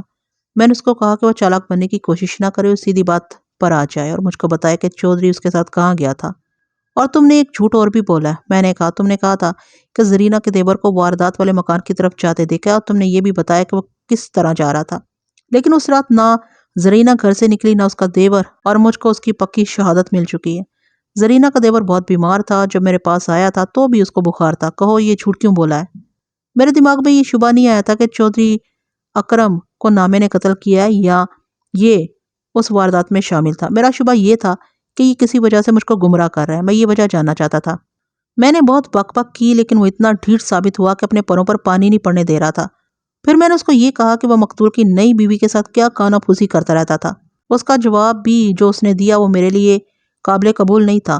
اس نے آخر یہ کہا کہ معلوم ہوتا ہے کہ شیرے اور نوکر نے اس کے خلاف غلط باتیں کہہ کر مجھ کو بھڑکا دیا ہے۔ میں نے اس کو کہا کہ وہ مجھ کو کوئی تسلی بخش جواب نہیں دے سکا اور جب تک وہ ٹھیک جواب نہیں دے گا میں اس کو تھانے سے باہر نہیں جانے دوں گا۔ میں نے اس کو یہ بھی بتا دیا کہ مجھ کو اس پر ایسا شک نہیں کہ اس نے چودھری کو قتل کیا ہے۔ شام ہو رہی تھی، اس روز کے واسطے میں نے تفتیش کو یہیں رکھا۔ مجھ کو کوئی کامیابی حاصل نہیں ہوئی تھی، کوئی اشارہ بھی نہیں ملا تھا۔ میں نے ASI کو کہا کہ وہ نامے کو تھانے میں پابند رکھے اور کل صبح اس کے ساتھ بات ہوگی۔ میں اپنے گھر چلا گیا۔ نامہ تو میرا بڑا پکا اور قابل اعتماد مخبر تھا۔ مجھ کو ایسی توقع تھی کہ یہ رات کو کسی وقت میرے گھر آ جائے گا اور میرے سوالوں کا صحیح جواب دے دے گا اور ہو سکتا ہے قاتل کا بھی کچھ اشارہ دے۔ رات گزر گئی اور میں اگلے روز تھانے گیا۔ شیرے اور نوکر کو میں نے کل ہی فارغ کر دیا تھا۔ شیرہ میرے پاس آنے جانے میں آزاد تھا، نوکر میرے لیے بالکل بیکار تھا۔ تھانے پہنچتے ہی DSP کا فون آ گیا۔ وہ انگریز تھا۔ اس نے پوچھا کہ چودھری اکرم کے قتل کی تفتیش کہاں تک پہنچی ہے اور قاتل کا کچھ سراغ ملا یا نہیں۔ انگریز افسر ایسے ہی کیا کرتے تھے، قتل ڈکیتی اور اغوا کی واردات کو تو جیسے برداشت ہی نہیں کرتے تھے اور تھانے داروں کے دماغوں پر سوار رہتے تھے کہ فوراً مجرموں کو پکڑو۔ میں نے DSP کی تسلی کی خاطر جھوٹ سچ رپورٹ دے دی اور یقین دلایا کہ 1-2 دنوں میں قاتل کو پکڑ لوں گا۔ میں نے زبانی یقین تو دلا دیا لیکن میں بہت ہی پریشان تھا کہ میری تفتیش ابھی ابتدائی مرحلے میں ہی پھنسی ہوئی ہے۔ DSP اگر جنوں بھوتوں کو ماننے والا آدمی ہوتا تو میں کہہ دیتا کہ میں جنات کو گرفتار نہیں کر سکتا۔ جنات میرے دماغ میں آئے تو خیال آیا کہ نامے نے ایک یہ بھی کہانی گھڑی تھی اور مجھ کو گمراہ کرنے کی کوشش کی تھی۔ میں نے سوچا کہ جیتا کو بلا لیا جائے۔ ایک کانسٹیبل کو بھیج کر جیتا کو بلا لیا۔ اگر میری نیت پر شک نہ کرے تو جیتا کی بابت میں صحیح رائے دیتا ہوں کہ اس عورت کا قد بوت و شکل و صورت دیکھ کر میری طبیعت خوش ہو گئی۔ وہ صحیح معنوں میں خوبصورت عورت تھی۔ اس میں کچھ اور ہی طرح کی کشش تھی۔ ہونٹوں پر تبسم تھا جو بالکل قدرتی لگتا تھا۔ عمر 30 سال سے ذرا اوپر ہی ہوگی۔ اگر مقتول چودھری اس عورت کے ہاتھوں میں کھیل رہا تھا یا چودھری نے اس عورت کو اپنا کھلونا بنایا ہوا تھا تو یہ کوئی حیران ہونے والی بات نہیں تھی۔ اس عورت میں وہ خوبیاں اور وہ طلسم موجود تھا جو فرعونوں کو بھی زیر کر لیا کرتا ہے۔ مجھ کو بتایا گیا تھا کہ یہ عورت مقتول کی خاص چیز تھی۔ میں نے جیتا کو سامنے بٹھا کر دوستانہ سے انداز میں کچھ باتیں کی۔ دوستانہ سے میری مراد یہ ہے کہ میں نے تھانے داری روب نہ جھاڑا اور اس عورت کو یہ تاثر نہ دیا کہ میں تھانے دار ہوں اور اس پر حکم اور روب چلا سکتا ہوں۔ جیتا کو بھی میں نے وہی باتیں سمجھائیں جو مقتول کے نوکر کو سمجھائی تھی۔ میں نے اس کو کہا کہ ان بڑے لوگوں کے گناہ اپنے کھاتے میں نہ لکھے اور ان کی سزا اپنے سر نہ لے۔ یہ بھی کہا کہ چودھری مر گیا ہے، وہ قبر سے نکل کر اس کو چھڑا نہیں سکے گا۔ پھر اس کو یہ بھی بتایا کہ اس کی کوئی بات کوئی حرکت مجھ سے پوشیدہ نہیں۔ اس طرح اس کا دماغ صاف کر دیا۔ میں یہ نہیں کہتا کہ یہ میری استادی تھی، اصل بات یہ تھی کہ اس نسل کی عورتیں اور آدمی کھانے پینے کے یار ہوتے ہیں۔ ایک دروازہ بند ہو جائے تو کسی اور دروازے پر جا دستک دیتے ہیں۔ جیتا کے ساتھ بڑی لمبی باتیں ہوئی۔ میں نے اپنا انداز تفتیش اور پوچھ گچھ والا رکھا ہی نہیں بلکہ دوستانہ بے تکلفی کے رنگ میں باتیں ہوتی رہیں۔ اس کو میں نے یقین دلا دیا تھا کہ اس پر کوئی الزام نہیں، اگر ہوا بھی تو میں اس پر پردہ ڈال دوں گا۔ میں یہ ساری گفتگو اور تفتیش بیان نہیں کروں گا، یہ اس واسطے کہ اس عورت نے کوئی نئی بات نہیں بتائی۔ مقتول کی بابت مختلف افراد سے جو باتیں معلوم ہوئی تھی اس نے بھی وہی سنا دی، لیکن ذرا تفصیل سے۔ اس سے یہ فائدہ ہوا کہ میرے دماغ میں جو تصویر کہیں کہیں سے مدھم تھی وہ صاف ہو گئی۔ اس نے ایک نئی بات بتائی جو یہ تھی کہ نامے اور مقتول کی چھوٹی بیوی میں کوئی نہ کوئی راز کی بات تھی جو جیتا کو معلوم نہیں تھی۔ یہ اس کو یقین تھا کہ نامے نے اس نوجوان لڑکی کے ساتھ کوئی نہ کوئی تعلق بنایا ہوا تھا اور یہ عام تعلق نہیں تھا جو مرد عورت میں ہوتا ہے، بلکہ بات کچھ ہو رہی تھی اور یہ بات اتنی چھپی ہوئی تھی کہ جیتا تک کو پتہ نہ لگ سکا۔ جیتا کو میرے پاس بیٹھے تقریباً 1.5 گھنٹہ گزر گیا تھا۔ کھوجی میرے دفتر میں داخل ہوا اور سر کے اشارے سے مجھ کو باہر بلایا۔ کھوجی ہر روز تھانے حاضری دینے آیا کرتا تھا اور کچھ وقت گزار جاتا تھا۔ اس وقت اتفاق سے وہ تھانے میں موجود تھا۔ میں اٹھا اور باہر چلا گیا۔ وہ مجھ کو برآمدے سے نکال کر ذرا آگے لے گیا اور زمین کی طرف اشارہ کیا۔ میں نے نیچے دیکھا تو مجھ کو فلیٹ شوز کا ایک کھرا نظر آیا تو مجھ کو یاد آ گیا کہ یہ اس کھنڈر کے اندر دیکھا تھا۔ میں تو اس معاملے میں اتنا تجربہ کار نہیں تھا لیکن پھر بھی پہچان لیا کہ یہ وہی کھرا ہے۔ کھوجی نے تو فیصلہ دینے والے لہجے میں کہا کہ یہ وہی کھرا ہے۔ فلیٹ شوز تو کئی لوگ پہنا کرتے تھے اور ہر فلیٹ شوز کا کھرا ایک ہی جیسا ہوتا تھا۔ پھر اس کھرے کو ہم نے الگ تھلگ کیسے پہچانا؟ اس کھرے کے دائیں پاؤں کے دائیں طرف اور بائیں پاؤں کے بائیں طرف یعنی تلووں کے کنارے ذرا گھسے ہوئے تھے۔ بعض لوگ چلتے ہوئے پاؤں کو ذرا سا ٹیڑھا رکھتے ہیں اور اس واسطے جوتوں کے تلوے باہر کی طرف سے جلدی گھس جاتے ہیں۔ میں شاید اپنی بات پوری طرح سمجھا نہیں سکا۔ آپ یہ سمجھ لیں کہ یہ کھرا فلیٹ شوز کے دوسرے کھروں سے ذرا مختلف تھا، یعنی اس میں ایک نمایاں خصوصیت تھی۔ وہاں دونوں پاؤں کے کھرے موجود تھے۔ میں نے وہیں کھڑے کھڑے برآمدے کی طرف دیکھا۔ برآمدے میں 3-4 کانسٹیبل بھی تھے۔ 3-4 باہر کے آدمی بھی بینچوں پر بیٹھے ہوئے تھے۔ میں نے ان کے جوتے دیکھے اور ایک کے پاؤں میں فلیٹ شوز نظر آ گئے۔ میں نے اس شخص کو اپنے پاس بلایا۔ وہ آیا تو میں نے اس کو 3-4 قدم چلایا، کھرے دیکھے تو وہی تھے۔ اس سے پوچھا کہ وہ کون ہے اور تھانے کیوں آیا؟ اس نے بتایا کہ وہ جیدہ کا خاوند ہے، جیدہ کو تھانے بلوایا گیا تھا اور زیادہ دیر ہو گئی تو وہ اس کو دیکھنے آیا کہ کوئی زیادہ گڑبڑ والا معاملہ تو نہیں۔ میں اس کو اپنے دفتر میں لے گیا، اپنے سامنے کھڑا کر لیا۔ اس کے چہرے پر ذرا سا بھی ڈر، خوف یا گھبراہٹ نہیں تھی، بلکہ ہونٹوں پر ہلکی سی مسکراہٹ تھی۔ جیدہ، میں نے کہا، اپنے اس خاوند سے کہو کہ فوراً مان جائے کہ یہ چودھری کے قتل میں شامل تھا۔ میاں بیوی کے چہروں کے رنگ اڑ گئے، آنکھیں ٹھہر گئیں اور وہ دونوں حیرت زدگی کے عالم میں مجھ کو دیکھنے لگے۔ میں نے ایک بار پھر کہا کہ میری بات مان جائے۔ تب جیدہ کا خاوند بولا اور حیرت سے کہنے لگا، جناب آپ کیا کہہ رہے ہیں؟ میں نے اس کو ذرا صاف کر کے بتایا کہ وہ جائے وقوع پر موجود تھا۔ دونوں نے ہاتھ جوڑ جوڑ کر الزام سے انکار کیا اور وہ رونے پر آ گئے۔ جیدہ نے کہا، یہ قتل والی رات گھر سے نکلا ہی نہیں۔ میں ان کے انکار کو تسلیم نہیں کر رہا تھا اور آخر میں نے کہا کہ اس کے ان جوتوں کے کھرے بڑے صاف وہاں ملے ہیں۔ ہو میری سرکار، جیدہ کے خاوند نے سکون کی آہ بھر کر کہا، یہ جوتے تو میرے ہیں ہی نہیں، یہ نامے کے جوتے ہیں جو میں نے کل پہنے ہیں۔ جیدہ کے چہرے پر بھی سکون لوٹ آیا۔ اس کے خاوند نے بتایا کہ کل مقتول چودھری کے گھر 2 دیگیں پکانی تھی، مہمان زیادہ ہو گئے تھے اور غریبوں میں بھی چاول تقسیم کرنے تھے۔ نامہ وہیں تھا اور کام کاج میں لگا ہوا تھا۔ یہ شوز نامے نے پہنے ہوئے تھے۔ اس نے جیدہ کے خاوند کے پاس جا کر یہ شوز اتارے، اس کو کہا کہ یہ پہن لے اور اپنے جوتے اس کو دے دے۔ وجہ یہ بتائی کہ یہ جوتا اس کو تھوڑا سا تنگ کرتا ہے اور یہاں بھاگ دوڑ زیادہ ہے۔ جیدہ کے خاوند کے ساتھ نامے کی گہری دوستی تھی۔ خاوند اپنا جوتا اتار دیا اور نامے کے یہ فلیٹ شوز پہن لیے۔ دونوں کو ایک دوسرے کے شوز فٹ آ گئے۔ یہ بے تکلفی اور گہری دوستی کا اظہار تھا، ورنہ جیدہ کا خاوند کچھ پس و پیش کرتا اور ویسے ہی کوئی وجہ بتا کر کہہ دیتا کہ وہ اپنے شوز نہیں دے گا۔ میں نے ایک ہیڈ کانسٹیبل کو بلا کر ان میاں بیوی کو اس کے حوالے کیا اور کہا کہ ان کو باہر بٹھائے رکھے اور نامے کو میرے پاس بھیج دو۔ اب نامہ میرے دفتر کے دروازے پر آیا تو صاف پتہ لگتا تھا کہ اس کے کندھوں پر بہت زیادہ بوجھ لاد دیا گیا ہے اور یہ اچھی طرح چل نہیں سکتا۔ وہ جرائم اور پولیس کی دنیا کا کرندہ تھا، اچھی طرح جانتا تھا کہ اس کا بھانڈا پھوٹ گیا ہے اور تھانے دار کیسے کیسے کمالات کر کے دکھا سکتا ہے۔ اس نے جیدہ، اس کے خاوند اور پھر اس خاوند کے پاؤں میں اپنے شوز کو بھی دیکھ لیا تھا۔ آگے آ جا نامے، میں نے کہا، کہانی ختم ہو گئی، اب مجھ کو چکر نہ دینا، ورنہ میں جو چکر دیا کرتا ہوں وہ تم جانتے ہو۔ میں ایک بات سوچ کر اٹھا اور نامے کو بازو سے پکڑ کر برآمدے میں لے گیا۔ اس کے جوتے اتروا لیے اور جیدہ کے خاوند کے پاؤں سے فلیٹ شوز اتروا کر نامے کو پہنائے اور اس کو باہر کچی زمین پر لے گیا اور 2-4 قدم چلایا۔ کوجی ساتھ تھا۔ اس نے کھرے دیکھے تو بے سختہ بول اٹھا، یہی صحیح کھرے ہیں۔ یا میں آپ کو ایک خاص بات بتاتا ہوں کہ کھرے میں کھوجی یہ بھی دیکھ لیتے ہیں کہ اس پر وزن کتنا پڑا ہے۔ نامے کا جسم دبلا پتلا تھا اور جیدہ کے خاوند کا جسم موٹاپے کی طرف جاتا، یعنی اس کا وزن نامے کے وزن سے تقریباً 2 گنا تھا۔ میں تو اس فرق کو پہچان نہ سکا، کھوجی نے فوراً پہچان لیا۔ میں نامے کو اپنے دفتر میں لے گیا اور کہا کہ وہ فوراً بول پڑے۔ میں 1 منٹ بھی انتظار نہیں کروں گا نامے، میں نے کہا، تمہارے سارے جھوٹ کھول کر تمہارے آگے رکھ دیے تھے اور فیصلہ ہو گیا ہے، تمہارے خلاف پوری شہادت آ گئی ہے۔ نہیں مانو گے تو اچھی طرح جانتے ہو تمہارا یہاں کیا حشر ہوگا اور اس کے بعد پھانسی کی سزا دلواؤں گا۔ اس کو معلوم تھا کہ اب اس کے بچ نکلنے کا کوئی راستہ نہیں رہا۔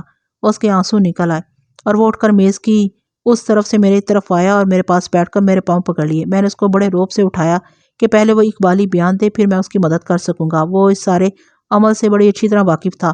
اپنی بہن کی خاطر، نامے نے رندی ہوئی آواز میں کہا، سرکار جی، اپنی کنواری بہن کو ٹھکانے لگانے کے واسطے یہ جرم کیا تھا۔ سوچا تھا نہیں پکڑا جا سکوں گا، لیکن اس کے بعد وہ بہت رویا اور میں نے اس کو رونے ہی دیا، اور جب اس نے میری طرف توجہ دی تو میں نے ذرا شفقت سے 1-2 باتیں کی اور کہا کہ وہ بیان دے دے اور میں اس کی مدد کروں گا۔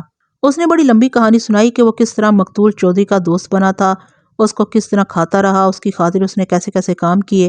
مقتول کی بابت اس نے جو باتیں سنائی وہ میں کسی نہ کسی کی زبانی لکھ چکا ہوں۔ میں یہ سنانا چاہتا ہوں کہ اس شخص نے اتنا خطرناک جرم کیوں کیا۔ اس نے بتایا کہ اس کی ایک چھوٹی بہن ہے جو شادی کی عمر کو پہنچ چکی ہے۔ رشتے تو آتے ہیں لیکن زیورات، کپڑے اور جہیز کے واسطے، ضروری چیزیں بنانے کے واسطے اتنے پیسے ہی نہیں۔ اس نے چوری ڈاکے کی بھی سوچی تھی لیکن اتنی ہمت نہ پڑی۔ وہ خود جرائم کی دنیا میں آ گیا تھا، اس واسطے سوچتا کہ اس کی بہن بھی غلط راستے پر نہ چل پڑے۔ اس نے آخری یہ راستہ سوچا کہ مقتول کی منت کرے کہ اس کو 15-20 ہزار روپیہ قرض دے دے جس سے وہ اپنی بہن کی شادی کر دے اور پھر وہ قرض ادا کرتا رہے گا۔ مقتول بڑے گندے چلن کا آدمی تھا۔ اس نے کہا قرض دے دے گا، اور اسی بہانے مقتول نے نامے کی بہن کو دیکھ لیا۔ نامے نے مجھ کو بیان دیتے ہوئے کہا کہ اس کی بہن نوجوان تو ہے ہی، کچھ خوبصورت بھی ہے، اس کا رنگ بڑا صاف ہے۔ مقتول چودھری نے ایک روز نامے سے کہا کہ کبھی اپنی بہن کو یہاں لے آنا، میں سارے مسئلے حل کر دوں گا۔ ظاہر ہے چودھری نے بڑے مہذب طریقے سے بات کی ہوگی، لیکن نامہ چودھری کے اشارے اور اس کی زبان سمجھتا تھا۔ نامہ اندر سے جل اٹھا اور سوچا کہ اس چودھری کی اتنی خدمت کی ہے، اس کو اس کی عزت کا بھی خیال نہیں۔ یہ اس وقت کی بات ہے جب مقتول نے دوسری شادی کی تھی، یعنی تقریباً 1 سال پہلے۔ نامے نے چودھری کو ٹالنا شروع کر دیا اور چودھری بھی نئی دلہن میں مگن ہو گیا اور چند مہینے گزر گئے۔ نامے نے یہ کمال کر دکھایا کہ مقتول کی چھوٹی بیوی کے ساتھ رازداری پیدا کر لی۔ اس میں شک و شبے کی گنجائش ہی نہیں تھی کہ چھوٹی بیوی بڑی چودرانی کے ساتھ تو بالکل ٹھیک اور جھک کر رہتی تھی، لیکن چودھری کے خلاف اس کے دل میں نفرت بھری ہوئی تھی۔ اس کا اظہار وہ نامے کے ساتھ کرتی رہتی تھی۔ نامے کے دماغ پر اس کی اپنی چھوٹی بہن ایسی سوار ہوئی کہ وہ غلط راستے سوچنے لگا۔ اس کے دل میں یہ ڈر بھی تھا کہ کسی روز چودھری حکم ہی نہ دے دے کہ اپنی بہن کو یہاں لے آؤ۔ چھوٹی بیوی نے ایک روز نامے کو کچھ اس قسم کی بات کہی کہ اس چودھری کو زہر دے کر مار دیا جائے تو وہ اپنی پسند کے ایک نوجوان کے ساتھ یہاں سے بھاگ جائے گی۔ اس طرح یہ انکشاف ہوا کہ چھوٹی بیوی ایک نوجوان کے ساتھ محبت کرتی تھی اور وہ نوجوان بھی اس کو دل کی گہرائیوں سے چاہتا تھا، اور انہوں نے پروگرام بنا رکھا تھا کہ بھاگ جائیں گے، لیکن بغیر طلاق یا خاوند کی زندگی میں ان کی شادی نہیں ہو سکتی تھی۔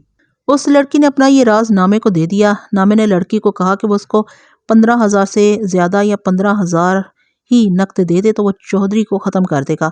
چھوٹی بیوی نے کہا کہ وہ کچھ نقد اس کو دے دے گی اور کچھ زیورات دے گی جو نامہ بیچ کر اپنا معاوضہ پورا کر لے۔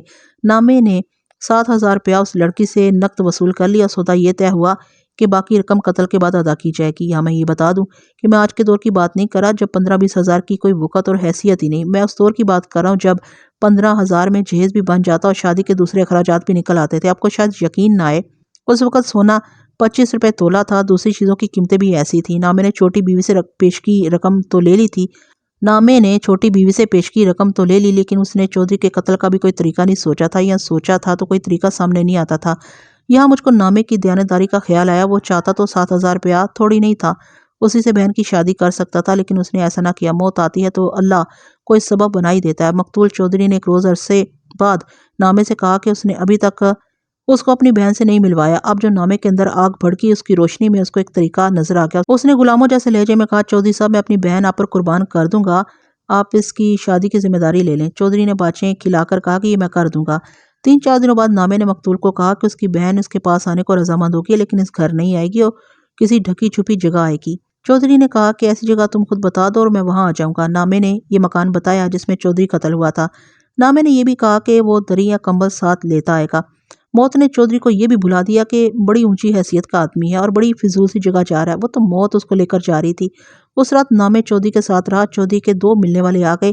نامہ ڈیوڑی میں بیٹھا رہا اور آخر باہر نکل گیا۔ پھر چودھری نوکر کو یہ بتا کر نکلا کہ وہ ابھی واپس آ جائے گا۔ چودھری نامے سے جا ملا جو اس کے انتظار میں کھڑا تھا۔ نامے نے اس کو بتایا کہ اس کی بہن اس مکان میں آ گئی اور جب چودھری اندر جائے گا تو نامہ باہر کھڑا رہے گا۔ نامہ چودھری کو مکان کے اندر لے گیا اور چاقو نکال کر پہلا وار اس کی پیٹھ پر کیا۔ چودھری پیچھے مڑا تو نامے نے دوسرا اس کے سینے پر کیا۔ اس کے ساتھ ہی چاقو اس کے ایک پہلو میں اتار کر دوسری طرف سے زور سے کھینچا، اس کا پیٹ چاک کر دیا۔ چودھری گر پڑا، اس کے منہ سے آواز نہ نکلی۔ نامہ جرائم کی دنیا کا آدمی تھا۔ اس نے تفتیشی آفیسر کو گمراہ کرنے کے واسطے یہ انتظام کیا ہوا تھا کہ ٹوٹی ہوئی چوڑیوں کے ٹکڑے جیب میں ڈال کر لے گیا تھا۔ اس نے یہ ٹکڑے وہاں پھینک دیے اور چودھری کی پہلی والی جیب میں ہاتھ ڈالا تو اس میں کچھ رقم تھی جو نامے نے نکالی اور اس کو پتہ نہ چلا کہ 5 روپے کا ایک نوٹ وہاں گر گیا۔ نامہ وہاں سے غائب ہو گیا۔ میں سمجھتا تھا کہ نامے کا اقبالی بیان یہاں ختم ہو گیا، لیکن اس نے کہا کہ قتل کی اس واردات میں بڑی چودرانی بھی شامل ہے۔ وہ اس طرح کہ ایک روز چودرانی نے نامے اور چھوٹی بیوی کو راز و نیاز کی باتیں کرتے پکڑ لیا تھا۔